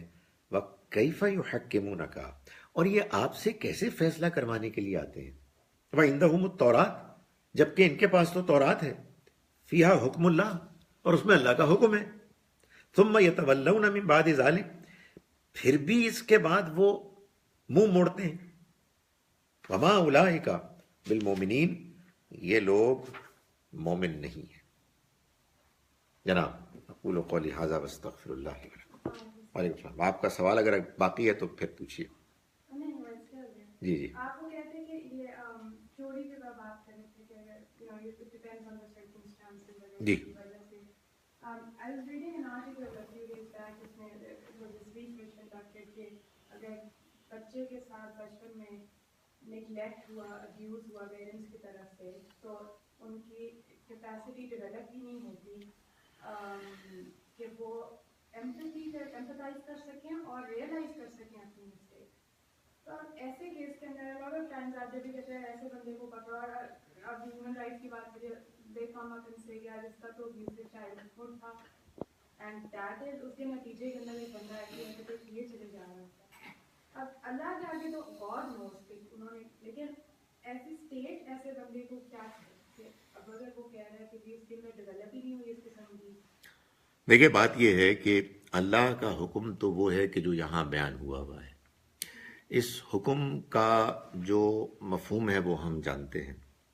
اس میں جو لوگ الاؤنس پائیں گے، یعنی سوال یہ کیا گیا ہے کہ ریسرچ سے معلوم ہوتا ہے کہ بہت سے ایسے لوگ ہوتے ہیں، بچے ہوتے ہیں کہ جن کو چونکہ تربیت ہی نہیں ملتی اچھے ماحول میں، تو وہ دوسرے لوگوں کے ساتھ کوئی بہت ہمدردی نہیں رکھتے، اور ان کے لیے چوری چکاری کرنا کوئی ایسی بڑی بات نہیں ہے کہ جس کے نتیجے میں وہ بہت بڑے مجرم سمجھے جائیں. تو میں گزارش یہ کر رہا تھا ان کے سوال کے جواب میں کہ اللہ نے حکم یہ دیا ہے کہ وہ شخص کے جو چور ہے، جس کے چور ہونے میں کوئی شک نہیں، اور اس کو کوئی الاؤنس نہیں دیا جا سکتا، اس کو یہ سزا ملے گی. اب ظاہر ہے کہ اگر ہمارے کسی جج کے پاس، قاضی کے پاس کسی ایسے بچے کا، ایسے شخص کا مقدمہ جائے گا اور اس کے بارے میں یہ ساری معلومات آئے گی، اور اس کے علم میں یہ بات ہوگی کہ یہ وہ شخص ہے کہ جس کو اس حقیقت کا ادراک نہیں تھا، تو وہ اس کے مطابق ہی فیصلہ کرے گا. یعنی شریعت نے جو یہ فیصلہ سنایا ہے یہ اس چور کے بارے میں ہے کہ جس نے چوری کی، یعنی جس کو کہ آپ ڈیفائن کرتے ہیں، جیسے میں نے کچھ مثالیں دے کے بتایا کہ یہ چیزیں چوری نہیں ہیں. ایک تو چوری کی، اور دوسرا یہ کہ اس کے پاس کوئی ایکسکیوز نہیں تھا کہ جس کی بنیاد پر اس کو چھوٹ مل سکے اور کسی کمتر سزا پر اس کو چھوڑ دیا جائے. یہ فیصلہ کون کرے گا؟ یہ فیصلہ قاضی کرے گا. اب قاضی اگر فرض کیجئے کہ جو آپ بات کہہ رہی ہیں اس بات کو سمجھ کر، پڑھ کر کنونسڈ ہے کہ یہ واقعی ایسا ایک انسان ہے کہ جو مثال کے طور پر جیسے حضرت عمر نے بھی ایک اجتہاد کیا تھا نا. انہوں نے قرآن کو سامنے رکھا اور انہوں نے اپنے حالات کا جائزہ لیا کہ اس وقت یہ صورتحال ایسی ہے کہ اس میں لوگوں کو چوری کی سزا کے طور پر ان کا ہاتھ نہیں کاٹ سکتا. تو کوئی دوسرا شخص بھی اسی بنیاد پر یہ فیصلہ کر سکتا ہے اگر وہ دیانتداری سے یہ سمجھتا ہے کہ حقیقت واقعہ یہ ہے کہ یہ شخص جتنا بڑا جرم چوری ہے اصل میں وہ اتنا سنگین جرم اس نے نہیں کیا اپنے حالات کے مطابق. تو یہ دوسرا ڈس ایگری کر سکتا ہے مگر اس کو ملحوظ رکھا جائے گا. ظاہر ہے کہ اس میں یہ ہرگز نہیں ہونا چاہیے کہ کوئی فیصلہ کرتے ہوئے یہ کہے کہ یار یہ فیصلہ کیا ہے تو یہ نیوز ویک اور ٹائم میں تصویر آ جائے گی پہلے صفحے پہ کہ مسلمان یہ کرتے ہیں نا. یہ فضول باتیں ہیں بھائی. انہوں نے جو کرنا ہے وہ ہمارے لاکھوں لوگ مار کے بھی ڈکار نہیں مارتے, انہیں کوئی پرابلم نہیں ہوتی. ہمارے یہاں کسی چوری پہ اگر ہم ایک ہاتھ کاٹ دیں تو وہ اگر وہ تصویر کھینچتے ہیں تو کھینچنے دیں ان کو, اس سے کوئی فرق نہیں پڑتا. لیکن ہمیں اپنے ضمیر میں مطمئن ہونا چاہیے کہ ہم جو سزا دے رہے ہیں اس میں ہم نے تمام حقائق کو سامنے رکھا ہے. یہ جناب میں ایک ذرا جملہ بول دوں, how do you explain all this. دیکھیں یہ ٹیکنالوجی کا کمال ہے, مجھے پتہ ہی نہیں ہے کہ واٹ از آل دس. سو کوئی چیز لکھی ہوئی آئی نہیں ہے. یہ مجھے 2-3 مرتبہ مجھ پر یہ اعتراض ہوا ہے کہ آپ سوالوں کے جواب نہیں دیں. میں کس سوال کا جواب دوں, مجھے کچھ نظر ہی نہیں آ رہا. I have looked at each and every message and there is no message seeing that please explain this. Explain what. میری تقریر ختم ہو گئی. وہ یہ sorry on a lighter note, میرا خیال میں یہ جو سزا ہے اس میں جو ہے نا سارے حکومتی عناصر جو ہے نا وہ اس کے زمرے میں آ جائیں گے. لیکن بات یہ ہے کہ جس معاشرے میں آپ رہ رہے ہیں ظاہر ہے وہ معاشرہ بھی ایک بگڑا ہوا معاشرہ ہے. اس معاشرے میں بھی اصلاح ہونی چاہیے. اچھے لوگ بھی ہیں جو مثال کے طور پر بعض وقت بڑی دلیری کی بات کرتے ہیں. سو ہمیں تو پیغام پہنچانا ہے. باقی یہ رہی بات کہ آنیسٹلی جب تک کہ کسی کا جرم ثابت نہیں ہوتا آپ شواہد تو پیش کر سکتے ہیں. لیکن ایک بات میں نے اور بہت دیکھی ہے اس دور میں کہ کسی کو ایکیوز کرنا جو ہے نا جلسہ عام میں یہ بہت عام ہو گیا ہے. یہ بھی نہیں آپ کر سکتے. آپ یہ کہہ سکتے ہیں کہ دس از کوسچنیبل, یہ کیا ہو رہا ہے, اور ہم اپیل دائر کریں گے, آپ مقدمات کریں. لیکن نہ ظاہر ہے کہ وہ لوگ کہ جو مجرم ہیں ان کو چھوٹنا چاہیے, اور نہ ایک آدمی کو لائسنس ملنا چاہیے کہ وہ جس کی پگڑی اچھالے جس کو چاہے ذلیل بدنام کرے. سو یہ اصل میں میرے اور آپ کے لیے بھی ضروری ہے, ورنہ کوئی شخص آپ کی بھی بے عزتی آپ کی کر سکتا ہے. لیکن یہ بات صحیح ہے کہ جن کو اختیار حاصل ہے اگر انہوں نے اپنے اختیار کو اپنے اقتدار کو غلط استعمال کیا ہے اور وہ پکڑے گئے ہیں تو ظاہر ہے ان کو اسی کے مطابق سزا ملنی چاہیے. اور یہ سزا ایک ان کے برے عمل کا بدلہ بھی ہوگا اور پھر ایک عبرت بھی ہوگا جو دوسروں کے لیے.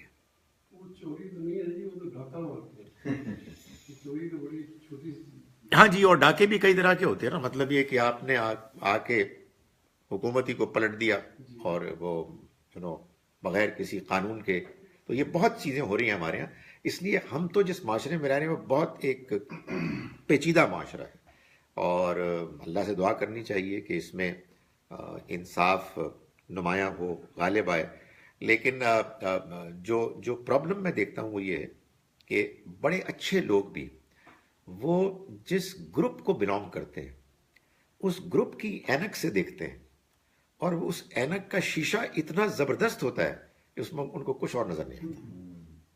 وہ مذہب ہو یا وہ سیاست ہو یا وہ سول اور غیر سول کا جھگڑا ہو, ہر جگہ یہ مسئلہ ہے کہ بھائی کچھ لوگ ایسے ہونے چاہیے کہ جو سفید کو سفید اور کالے کو کالے کہیں, جھوٹ کو جھوٹ, سچ کا سچ کہیں. لیکن معلوم یہ ہوتا ہے کہ تمہارا جھوٹ بہت غلط ہے اور ہمارا سچ بہت اچھا ہے. سو معاشرے میں ایک بڑی تعداد میں ایسے لوگ پیدا ہوں کہ جو سچائی کے کو بیان کرنے والے ہوں اور پوائنٹ آؤٹ کرنے والے ہوں, اور ان کی انکلینیشنز ہوں. یعنی یقیناً لوگوں کی اپنی اپنی پسند ناپسند ہوتی ہے. میں عام طور پر میں محسوس کرتا ہوں کہ آج کے دور میں مذہب اور سیاست دونوں کے بارے میں گفتگو تقریباً ناممکن ہو گئی ہے, سوائے اس کے کہ آپ اپنے سر درد کے گولی اپنے ساتھ رکھیں اور سننے کے لیے تیار ہو جائیں. Why can we not talk normally? اور ہم کیوں نہیں اپنی بات کر سکتے دلائل کے ساتھ، اور کیوں نہیں ہم دوسرے کی بات سن سکتے صبر اور تحمل کے ساتھ. لیکن اس میں ظاہر ہے کہ بہت سے لوگوں کو کردار ادا کرنا ہے، لیکن میں سمجھتا ہوں کہ سب سے اہم کردار مسجد اور اس میں بیان ہونے والے دین کی باتیں اور تعلیمی ادارے جہاں کہ آپ ٹرین کرتے ہیں بچوں کو، اس میں خاص طور پر ہے. لیکن مشکل یہ ہے کہ جو مسجد اور مسجد کی طرح کے جو پلیسز ہیں وہاں جو سپیچز ہوتی ہیں بہت ہی فائری ہوتی ہیں. مطلب معلوم ہوتا ہے کہ اللہ معاف کرے آگ نکل رہی ہے وہاں سے لوگوں کے بارے میں. نہیں، اصلاح کی بات ہونی چاہیے، بہتری کی بات ہونی چاہیے، سختی بھی بیان ہونی چاہیے ظاہر ہے. لیکن دیکھیں، افراد کو چھوڑ دینا چاہیے نظام پر، نظام کو مضبوط ہونا چاہیے عدالتوں پر. آپ بات کریں اصولوں کی. ہمارے ہاں کیا ہوتا ہے کہ ہمارے چند فیورٹس ہیں اور ہمارے چند ولنز ہیں. فیورٹس کی تعریف ہوگی، ولنز کی برائی ہوگی، تو پھر کچھ نہیں ہو سکتا سوائے مار کٹائی کے، لڑائی جھگڑے کے. جی ڈاکٹر صاحب، یہ سعودیہ میں جو ابھی کرپشن کے سلسلے میں پرنس جو تھے ان کو قید کیا تھا، تو وہاں وہ بڑا آئیڈیل کنٹری ہے سعودی عرب، وہاں ہاتھ بھی کاٹ دیتے ہیں، سر قلم بھی کر دیتے ہیں. لیکن ابھی انہوں نے ایک پرنس کو چھوڑا ہے، $1 ارب لے کے اس کو چھوڑ دیا، آزاد کر دیا. آیا وہ مثلا اس کے ساتھ سلوک وہ نہیں ہوا جو کہ دوسروں کے ساتھ ہوتا ہے؟ سعودی عرب میں کسی پرنس کو ایک طبیب ایک بہت بھاری رقم لے کے تو چھوڑ دیا گیا ہے، اور سعودی عربیہ کو ہم آئیڈیل ایک ملک سمجھتے رہے ہیں. تو یہ کیا معاملہ ہوا؟ دیکھیے، یہ بھی ہمارے ہاں ایک ٹرینڈ ہے کہ ہم شریعت کہتے ہیں ہاتھ کاٹنے کو، کوڑے لگنے کو، یا موت کی سزا کو. یہ شریعت کا ایک حصہ اور چھوٹا سا حصہ ہے. اصل میں شریعت کا ایک بہت بڑا حکم ہے کہ جو مسلمانوں کی تاریخ میں ایک بہت بڑے عرصے تک نظر انداز رہا ہے، اور وہ ہے امرہم شورا بینہم. مسلمانوں کے فیصلے معاملات کے اجتماعی آپس کے مشورے سے ہوں گے. مطلق العنان ڈکٹیٹرشپ، کسی ایک فیملی کا رول جس میں کوئی سوال بھی نہیں کر سکتا، اس کا کوئی تعلق اسلام سے نہیں ہے. چنانچہ ہم یہ کہیں گے کہ ان کا جو نظام ہے، نظام سیاست، نظام حکومت، وہ تو اسلام کے قانون کے مطابق نہیں ہے. البتہ اس کے تحت انہوں نے بعض اسلامی قوانین کو نافذ کیا ہے. تو جتنی آپ اچھائیاں کریں گے اتنے ہی اس کے ثمر آپ دنیا میں دیکھیں گے. لیکن یہ جو ایک گھناؤنی بات ہے کہ وہاں بات چیت نہیں ہو سکتی. یعنی عجیب بات یہ ہے کہ آپ وہاں دین کی بات کریں گے تو آپ پکڑے جائیں گے الگ سے. بھائی میں جب دین کی بات کروں گا تو میں تو اپنا ہی پوائنٹ آف ویو بیان کروں گا نا. تو آپ یہ کہہ سکتے ہیں کہ بھائی آپ کے پوائنٹ آف ویو کو ہم غلط سمجھتے ہیں، لیکن یہ تو کوئی بات نہ ہوئی کہ آپ نے اتنی سختی کی ہوئی ہے کہ بجز آپ کے اپنے پوائنٹ آف ویو کے کوئی اور پوائنٹ آف ویو وہاں بیانی نہ ہو، حکمرانوں پر تنقیدی نہ ہو سکے، یہ معلوم ہی نہ ہو سکے کہ پس پردہ ہو کیا رہا ہے. اب جو آپ نے مجھ سے سوال کیا میں اس کا کیا جواب دوں؟ یعنی وہ جب کوئی عمل کرتے ہیں تو کسی سے پوچھ کے کرتے ہیں. جب ان کی مرضی آئی ایک طویل عرصے تک انہوں نے خواتین پر پابندی لگا دی کہ وہ گاڑی بھی نہیں چلا سکتی. اب ان کو کہیں سے کوئی خواب آیا ہے کہ نہیں اب یہ جائز ہو گیا تو یہ کرنا شروع کر دیا. نہ کسی سے پہلے پوچھا انہوں نے، نہ کسی سے اب پوچھ رہے ہیں. سو یہ جو کلوزڈ سوسائٹی ہوتی ہے یہ بڑی انفارچونیٹ ہے. یعنی ظاہر ہے کہ ہمارے سب سے مقدس مقامات ہی وہی ہیں، اس لیے ہم تو بہرحال ان کی اس خدمت پہ ہمیشہ ان کے شکر گزار رہیں گے کہ انہوں نے جس طرح سے حج اور عمرے کا بندوبست کیا ہوا ہے وہ بہرحال ایک خدمت ہے. اس میں بھی ظاہر ہے لوگ کوشچن کر سکتے ہیں، but this is a great tragedy کہ وہاں جو انہوں نے نظام سلطنت، نظام حکومت بنایا ہے اس میں ایک خاندان کو انہوں نے یہ حیثیت دے دی ہے. اور امرہم شورا بینہم، یعنی مسلمانوں کے معاملات ان کے آپس کے مشورے سے طے ہوں گے، یہ قطعی طور پر نظر انداز انہوں نے کر دیا ہے.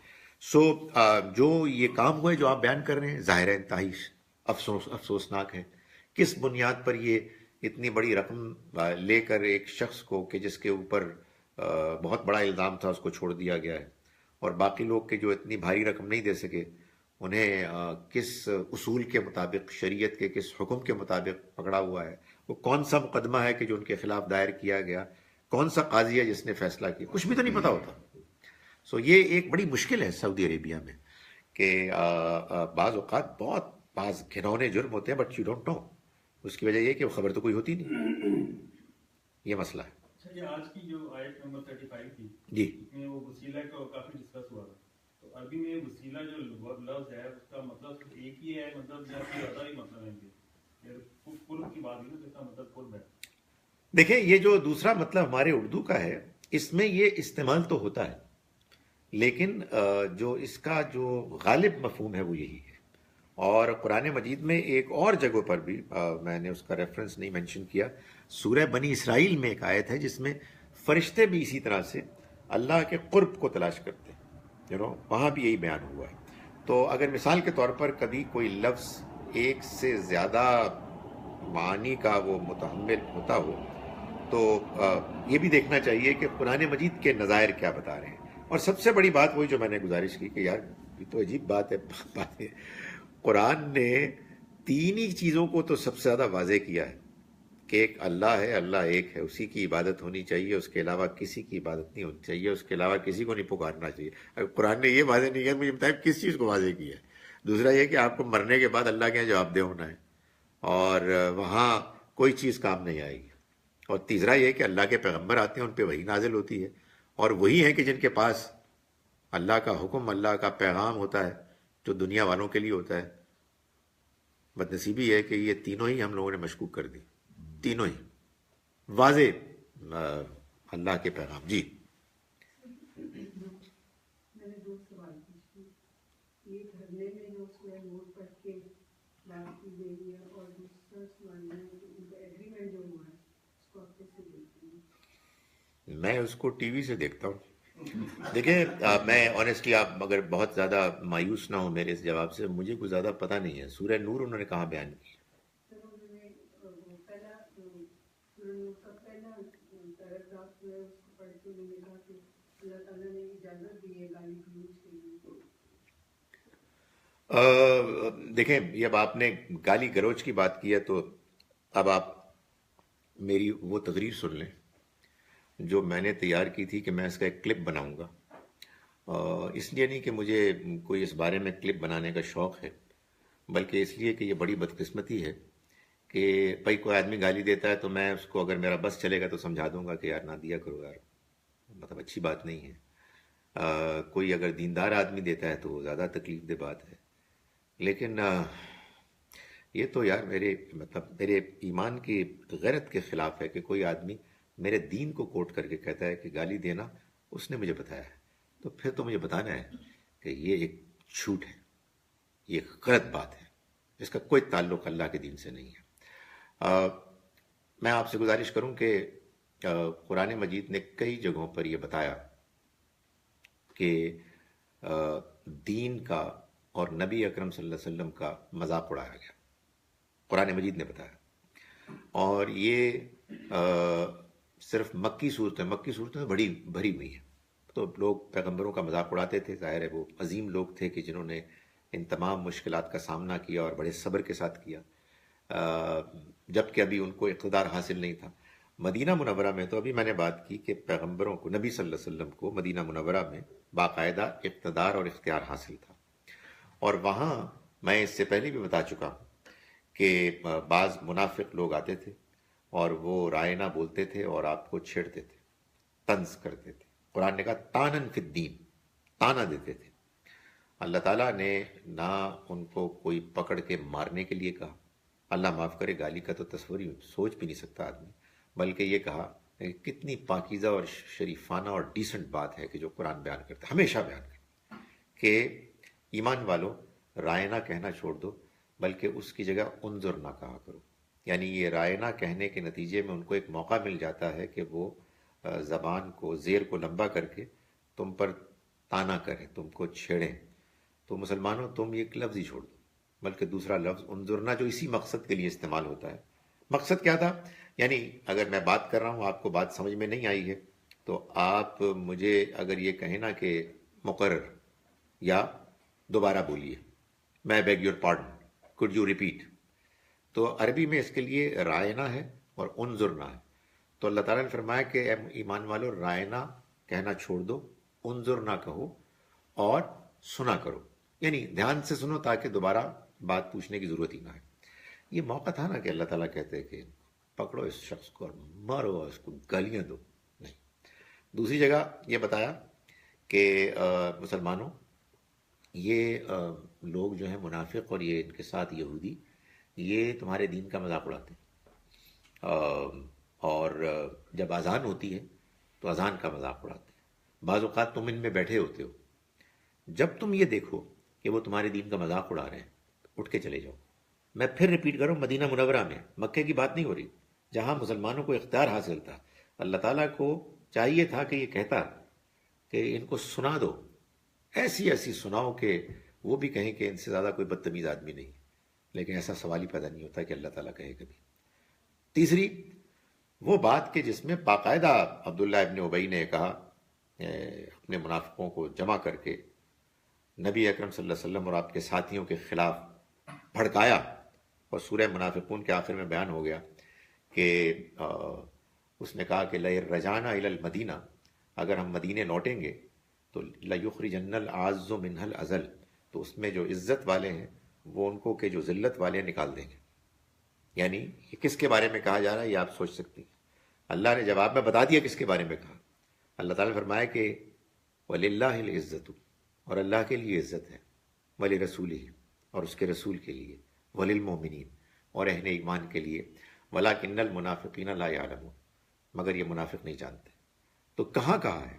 ایک آیت کوٹ کرتے ہیں، سورہ قلم کی آیت نمبر 13، جس میں اللہ تعالیٰ نے یہ بتایا ہے کہ جو نبی اکرم صلی اللہ علیہ وسلم کی مخالفت میں قریش کے لیڈرز کھڑے ہو گئے ہیں، وہ ان کے کیا کیا اوصاف ہیں، کیا کیا خامیاں ہیں. تو اس میں یہ بات بیان گے، اتولم بعد ذالک زنیم، سخت اکھڑ اور اس پر مزید بنا بے نسب، بے اصل. اس کا لوگوں نے انفارچونیٹلی یہ مطلب دیا کہ اللہ تعالیٰ کہہ رہے ہیں کہ اصل میں یہ تو بے نسب ہے، یعنی یہ ماں باپ کی ان کی اس کی شادی نہیں ہوئی تھی. مطلب یہ قرآن کیوں کہے گا؟ اصل میں کیا معاملہ ہے کہ قرآن مجید نے ایک شخص، بلکہ شاید زیادہ بھی ہوں، ایک شخص کے بارے میں خاص طور پر پوائنٹ آؤٹ کیا کہ وہ قریش میں شامل ہو گیا تھا اگرچہ کہ وہ قریشی نہیں تھا، اور پھر قریشیوں کے مقابلے میں ان سے بھی بڑھ چڑھ کر نبی صلی اللہ علیہ وسلم کی مخالفت میں وہ آگے بڑھ گیا تھا اور بکواس کرتا تھا. تو اللہ تعالیٰ نے اس کو پوائنٹ آؤٹ کیا تھا کہ he doesn't belong to this tribe and yet what he is doing is even far more than what others are doing. یہ اس طرح کی بات ہے، نہ کہ اس میں اللہ تعالیٰ نے نعوذ باللہ کوئی گالی دی ہے. خدا تعالیٰ ہم سے یہ کہتے ہیں قولوا للناس حسنا، لوگوں کے ساتھ اچھے طریقے سے بات کرو. جب تم کوئی بات بولو، وَإِذَا قُلْتُمْ فَعْدِلُوا، تو عدل کے ساتھ بولو. وہ خدا یہ کہے گا کہ تم ان کو گالیاں دو، کون سا موقع ہے؟ یہی ہے نا دین کی غیرت کا. تو دین کی غیرت کے تو سارے موقعوں پہ اللہ تعالیٰ نے صبر کی تلقین کی ہے، شائستگی کی تلقین کی ہے. زیادہ سے زیادہ یہ کہا کہ اٹھ کے چلے جاؤ، جب وہ بات ختم کر دیں تو واپس آ جاؤ. اس میں گالی کہاں ہے؟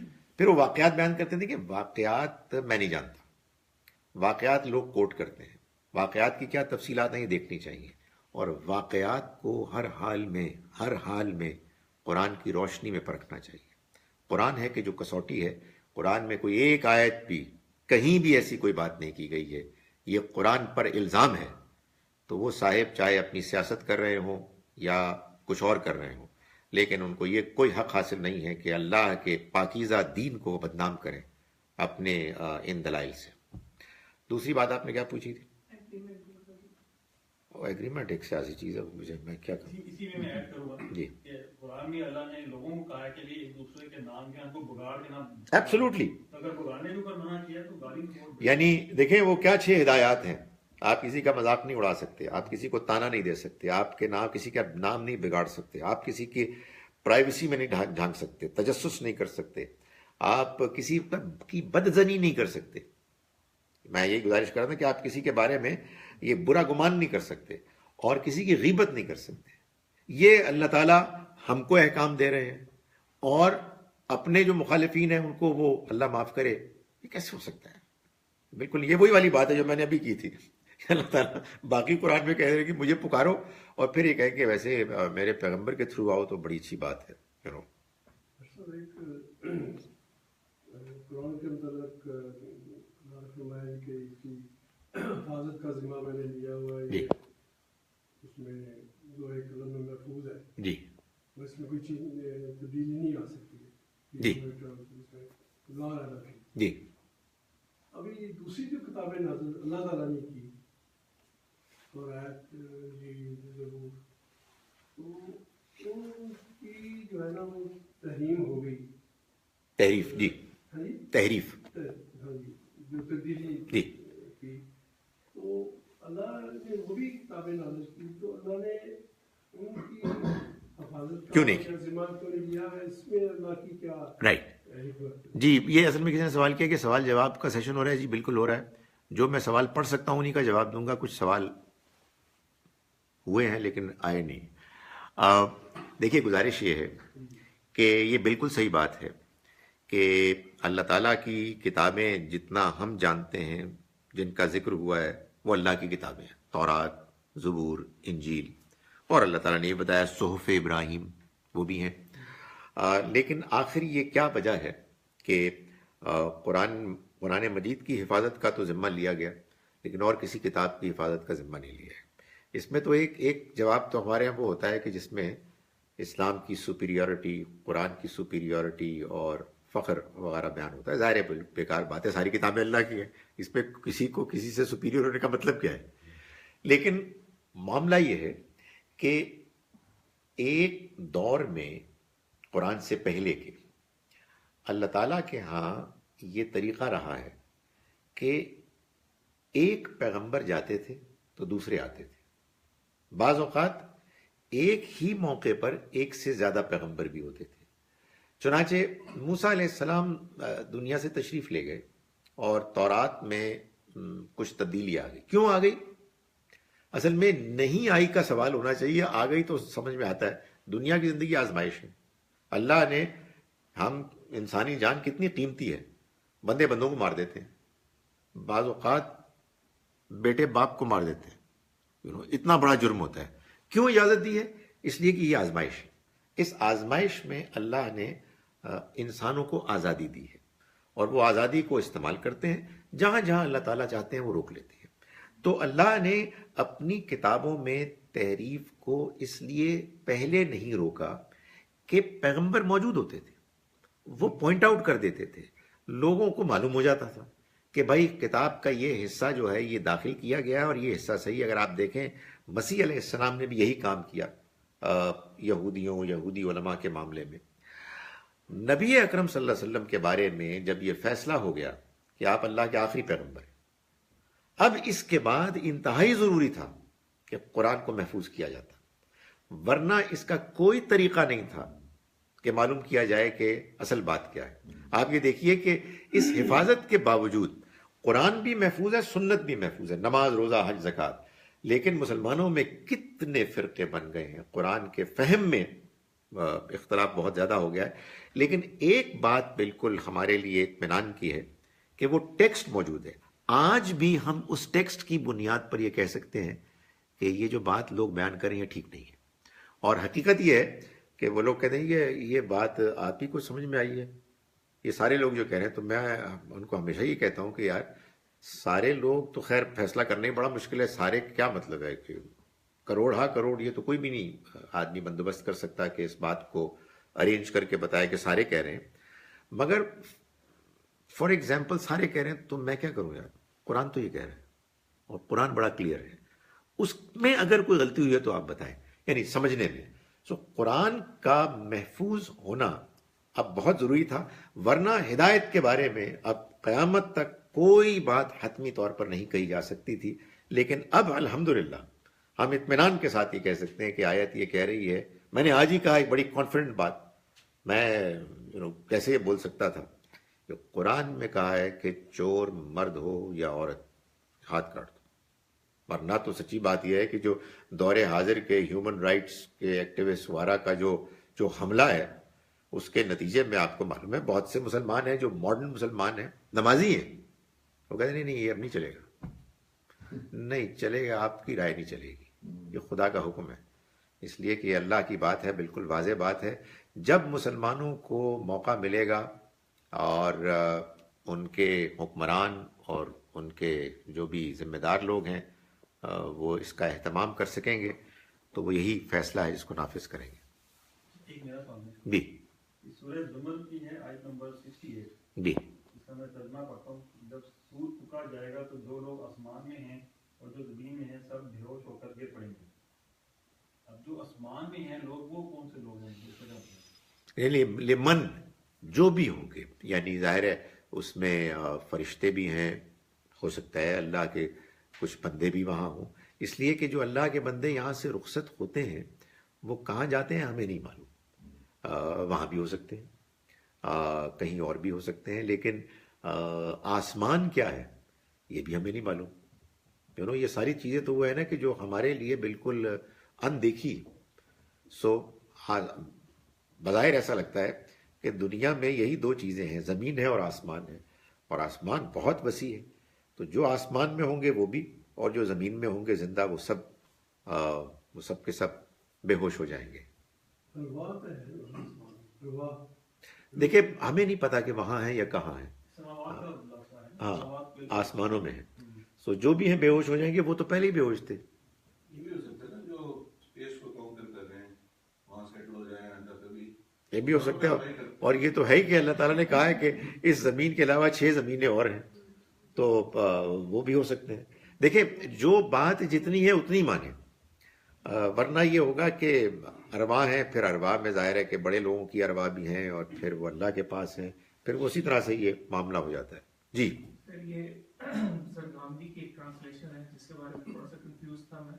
جی وہ اسی سے ریلیٹڈ ہے کہ he says کہ when the day of judgment will occur، تو یہ جو معاد ہے زمین آسمان میں، اسپیشلی this معاد in the space، this will be combined to create the 7 heavens، اور یعنی کہ اس کی کچھ نہیں، وہ سورہ ابراہیم ہے 14 سورہ، اگر میں غلط نہیں ہوں تو اس کی آیت نمبر 28 ہے 32 ہے کچھ، کہ یوم تبدل الارض غیر الارض، جس دن یہ زمین ایک دوسری زمین میں بدل جائے گی، والسماوات اور آسمان بھی. یعنی یہ جو قیامت کا دن ہے اس کے واقعات ہیں، اور پھر جنت جہنم ہے. اس کے لیے اللہ تعالیٰ کو کوئی نئی دنیا نہیں بنانی ہوگی، بلکہ اسی دنیا کو کہ جس کا کچھ حصہ آپ دیکھ سکتے ہیں اور ایک بڑا حصہ آپ نہیں دیکھ سکتے، یہی اصل میں بدل جائیں گے ایک اور شکل میں. یہیں پر سٹیج سجے گی اور یہیں پر جنت جہنم ہوگی. حدیثوں میں بھی جو بعض جنتوں کا بیان ہے اس میں بھی کچھ ایسا ہی لگتا ہے، ایک دوسرے سے ڈسٹنس ایسا ہوگا. تو وہ چیز ہے. یہاں اگر آپ مجھے اجازت دیں تو مجھے ڈانٹ پڑتی ہے بعض اوقات کہ آپ ادھر کے جواب نہیں دیتے. ایک سوال یہ ہے کہ should we place green leaves on graves so that the punishment of the deceased may be reduced. دیکھیں جو حدیث کے بارے میں جو فیصلہ کرنے کا ایک طریقہ بتایا گیا ہے وہ طریقہ ہے جس کو آپ کہتے ہیں درایت، یعنی آپ قرآن سنت حدیث کی روشنی ہی میں فیصلہ کرتے ہیں. یہ جو واقعہ جو حدیث میں بیان ہوتا ہے اس کے بارے میں جو بات سمجھ میں آتی ہے وہ جو جس سے کہ باقی چیزیں جو قرآن کے اصول ہیں وہ نہیں ٹکراتے، وہ یہ ہے کہ نبی صلی اللہ علیہ وسلم نے کسی موقع پر ایک قبر پر کھڑے ہو کر دعا کی اور ایک ٹہنی بھی رکھی، اور یہ فرمایا کہ یہ ٹہنی جب تک ہری رہے گی تو وہ ان کے اوپر عذاب ہلکا ہوگا. جو بات قرآن حدیث کے اصولوں سے سمجھ میں آتی ہے وہ یہ ہے کہ آپ نے یہ دعا کی کہ ان کے اوپر عذاب ہلکا ہو جائے، اور جتنا ایک عرصہ یہ ٹہنی ہے ہری ہے اتنا عرصہ وہ ہلکا رہے. لوگوں نے اس کو پھولوں سے اور ٹہنیوں سے ریلیٹ کرنا شروع کر دیا. ظاہر ہے کہ قرآن صحابہ کرام کے عمل سے بھی اور قرآن کے اصولوں کے اپلیکیشن سے بھی یہ بات معلوم ہوتی ہے کہ آپ کسی شخص کو کہ جو دنیا سے رخصت ہو گیا ہے آپ اس کو ہیلپ نہیں کر سکتے. انسان کے وہی چیز کام آئے گی جو اس نے خود کی. ہاں البتہ اس کے ہاں کچھ گنجائش تھی آسانی کی اور آپ نے دعا کی تو آپ کی دعا اس کے لیے کچھ افیکٹو ہو سکتی ہے. معاملہ معلوم ہوتا ہے اسی طرح کا ہوگا. یہ ایک بڑی مشکل ہے ہمارے ہاں کہ لوگ اس طرح کے واقعات کہ جو ظاہر ہے کہ کسی موقع پہ ہوئے ہوں گے, ان کے ہونے کا انکار نہیں, اس کا کوئی کانٹیکسٹ ہوگا, ایک صاحب نے اس کو سن لیا, اس کو بیان کر دیا, اب وہ لوگ اس کو تو اصول مان لیتے ہیں اور باقی جو کچھ بیان ہوا ہے وہ نظر انداز ہو جاتا ہے. نہیں, یہ جو واقعہ ہے اگر یہ ہوا ہے اس کو باقی چیزوں کی روشنی میں سمجھنا چاہیے, نہ کہ دی ادر وے راؤنڈ. ایک اور مشکل یہ پیدا ہوتی ہے کہ لوگ سب سے پہلے زندگی میں قرآن وغیرہ نہیں سنتے, اس طرح کے واقعات سن لیتے ہیں, وہ ان کا دین ایمان بن جاتا ہے, اور جب وہ اس سے کوئی مختلف بات سنتے ہیں تو بڑے اپسیٹ ہوتے ہیں کہ یار یہ تو ہمارا ایمان خراب ہو رہا ہے. نہیں, بات یہ ہے کہ یہ واقعہ ہے, اس واقعے کو پتہ نہیں کس نے سنا, کس نے دیکھا, کتنا ایک سمجھا, پوری بات بیان کی, آدھی بات بیان کی, whatever the circumstances we don't know. اس میں کئی سوالات بھی پیدا ہوتے ہیں کہ کون صاحب تھے, کیا کوئی حضور کے صحابی تھے یا اس سے پہلے کے کوئی صاحب تھے. So many questions.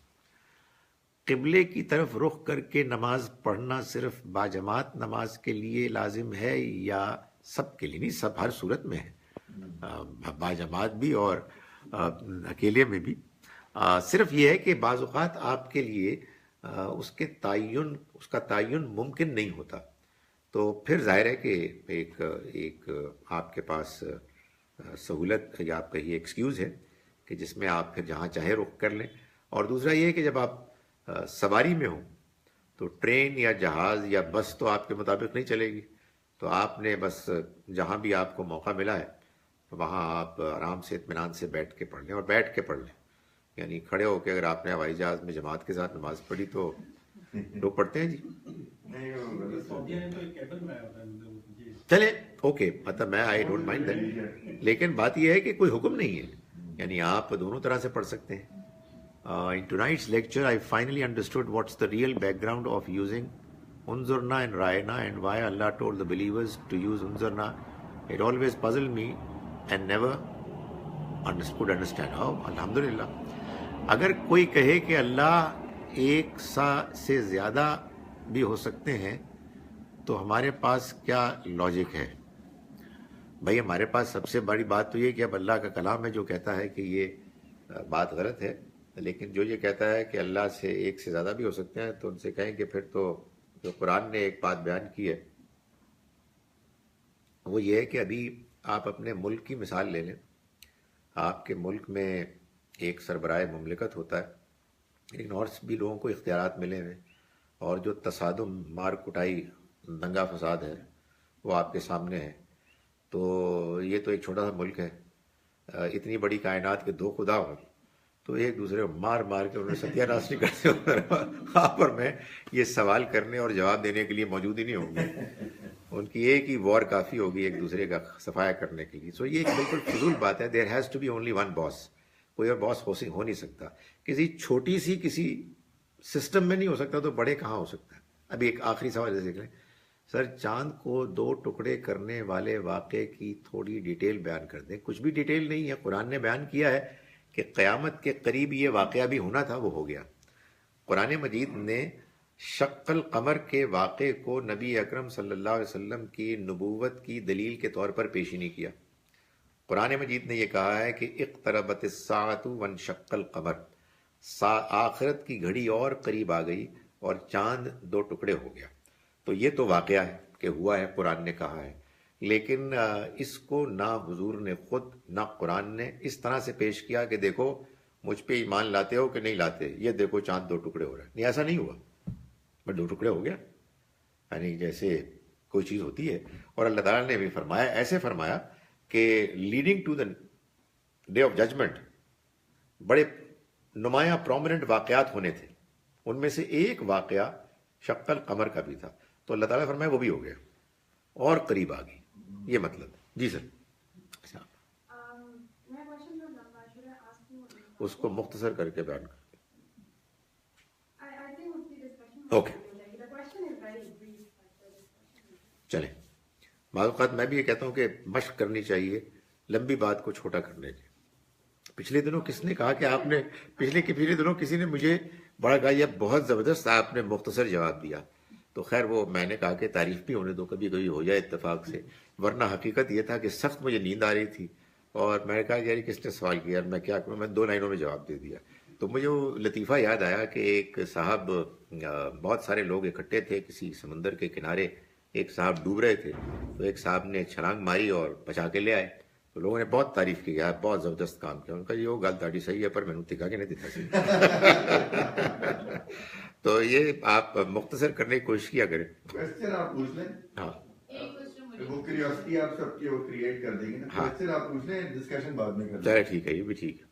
ہو سکتا ہے کہ جواب میں ایک لائن میں دوں. اگر آپ کے father is ill treating your mother آپ ایڈوائٹ ہیں، آپ کیا کہیں گے؟ دس از ایکچولی سچویشن ہیپننگ جس کے آنسر میں لوگ کہتے ہیں کہ جی ماں باپ کو اف نہیں کہنا، تو اگر باپ زیادتی کہتا چلا جا رہا ہے تو مطلب we are not supposed to say anything, اور ہمارا رویہ باپ کے ساتھ بدلنا نہیں چاہیے. اس میں جتنی بھی لمبائی ہوگی وہ تفصیلی ہوگی، ورنہ سوال تو پہلے جملے میں.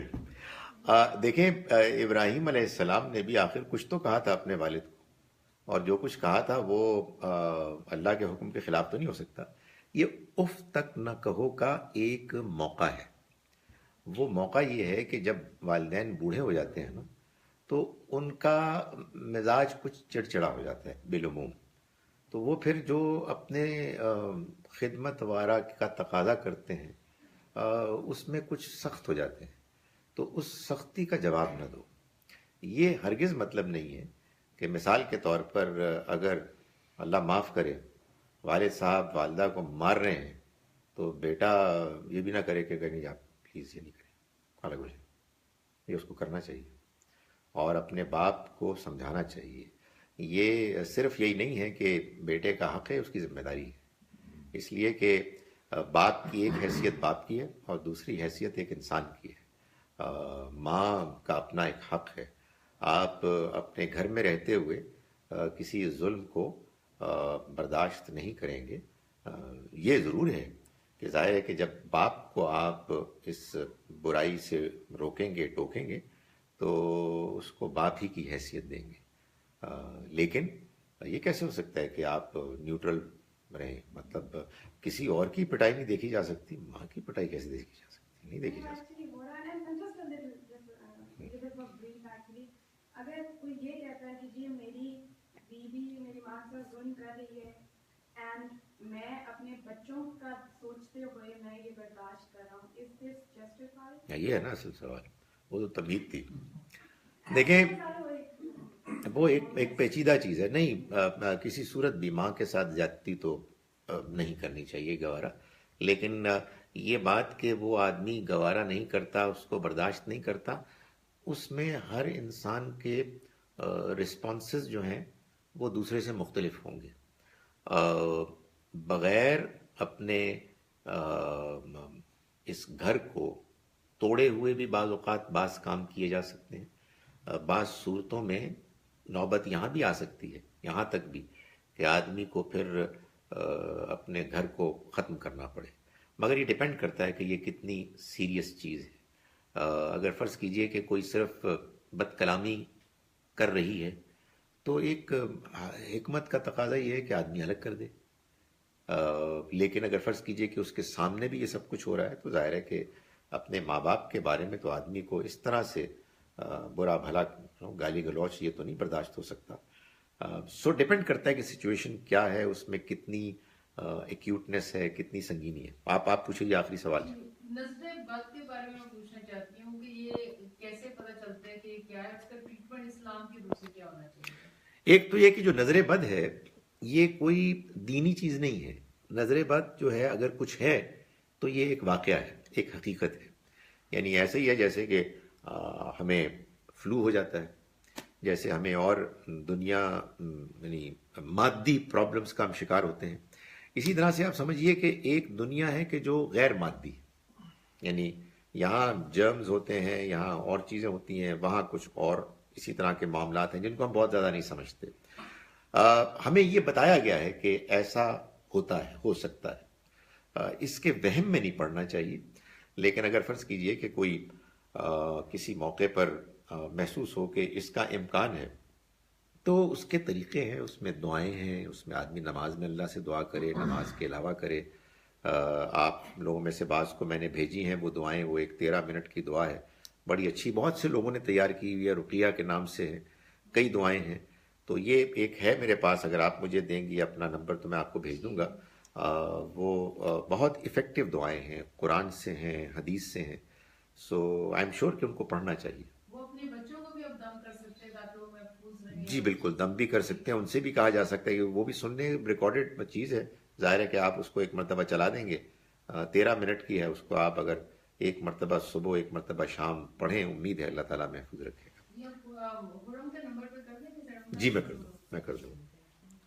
اس گروپ میں آپ کر دیں.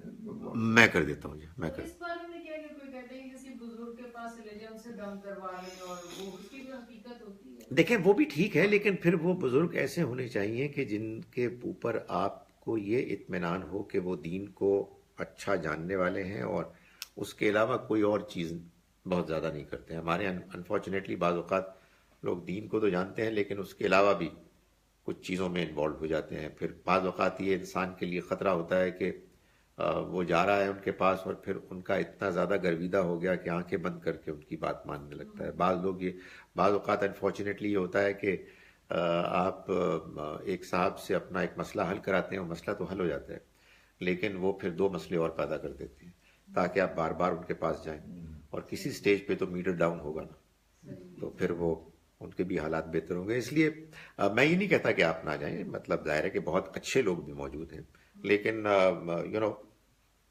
دونوں طرح کے لوگوں میں فرق کرنا بعض اوقات آسان نہیں ہوتا. اس لیے اگر کوئی چیز بنی بنائی آپ کے پاس موجود ہے، اوتھینٹک ہے، قرآن حدیث سے ہے، تو میرا خیال ہے وہ زیادہ بہتر. میں بھیج دوں گا انشاءاللہ، میں گروپ میں بھیج دوں گا. اقول قولی ھذا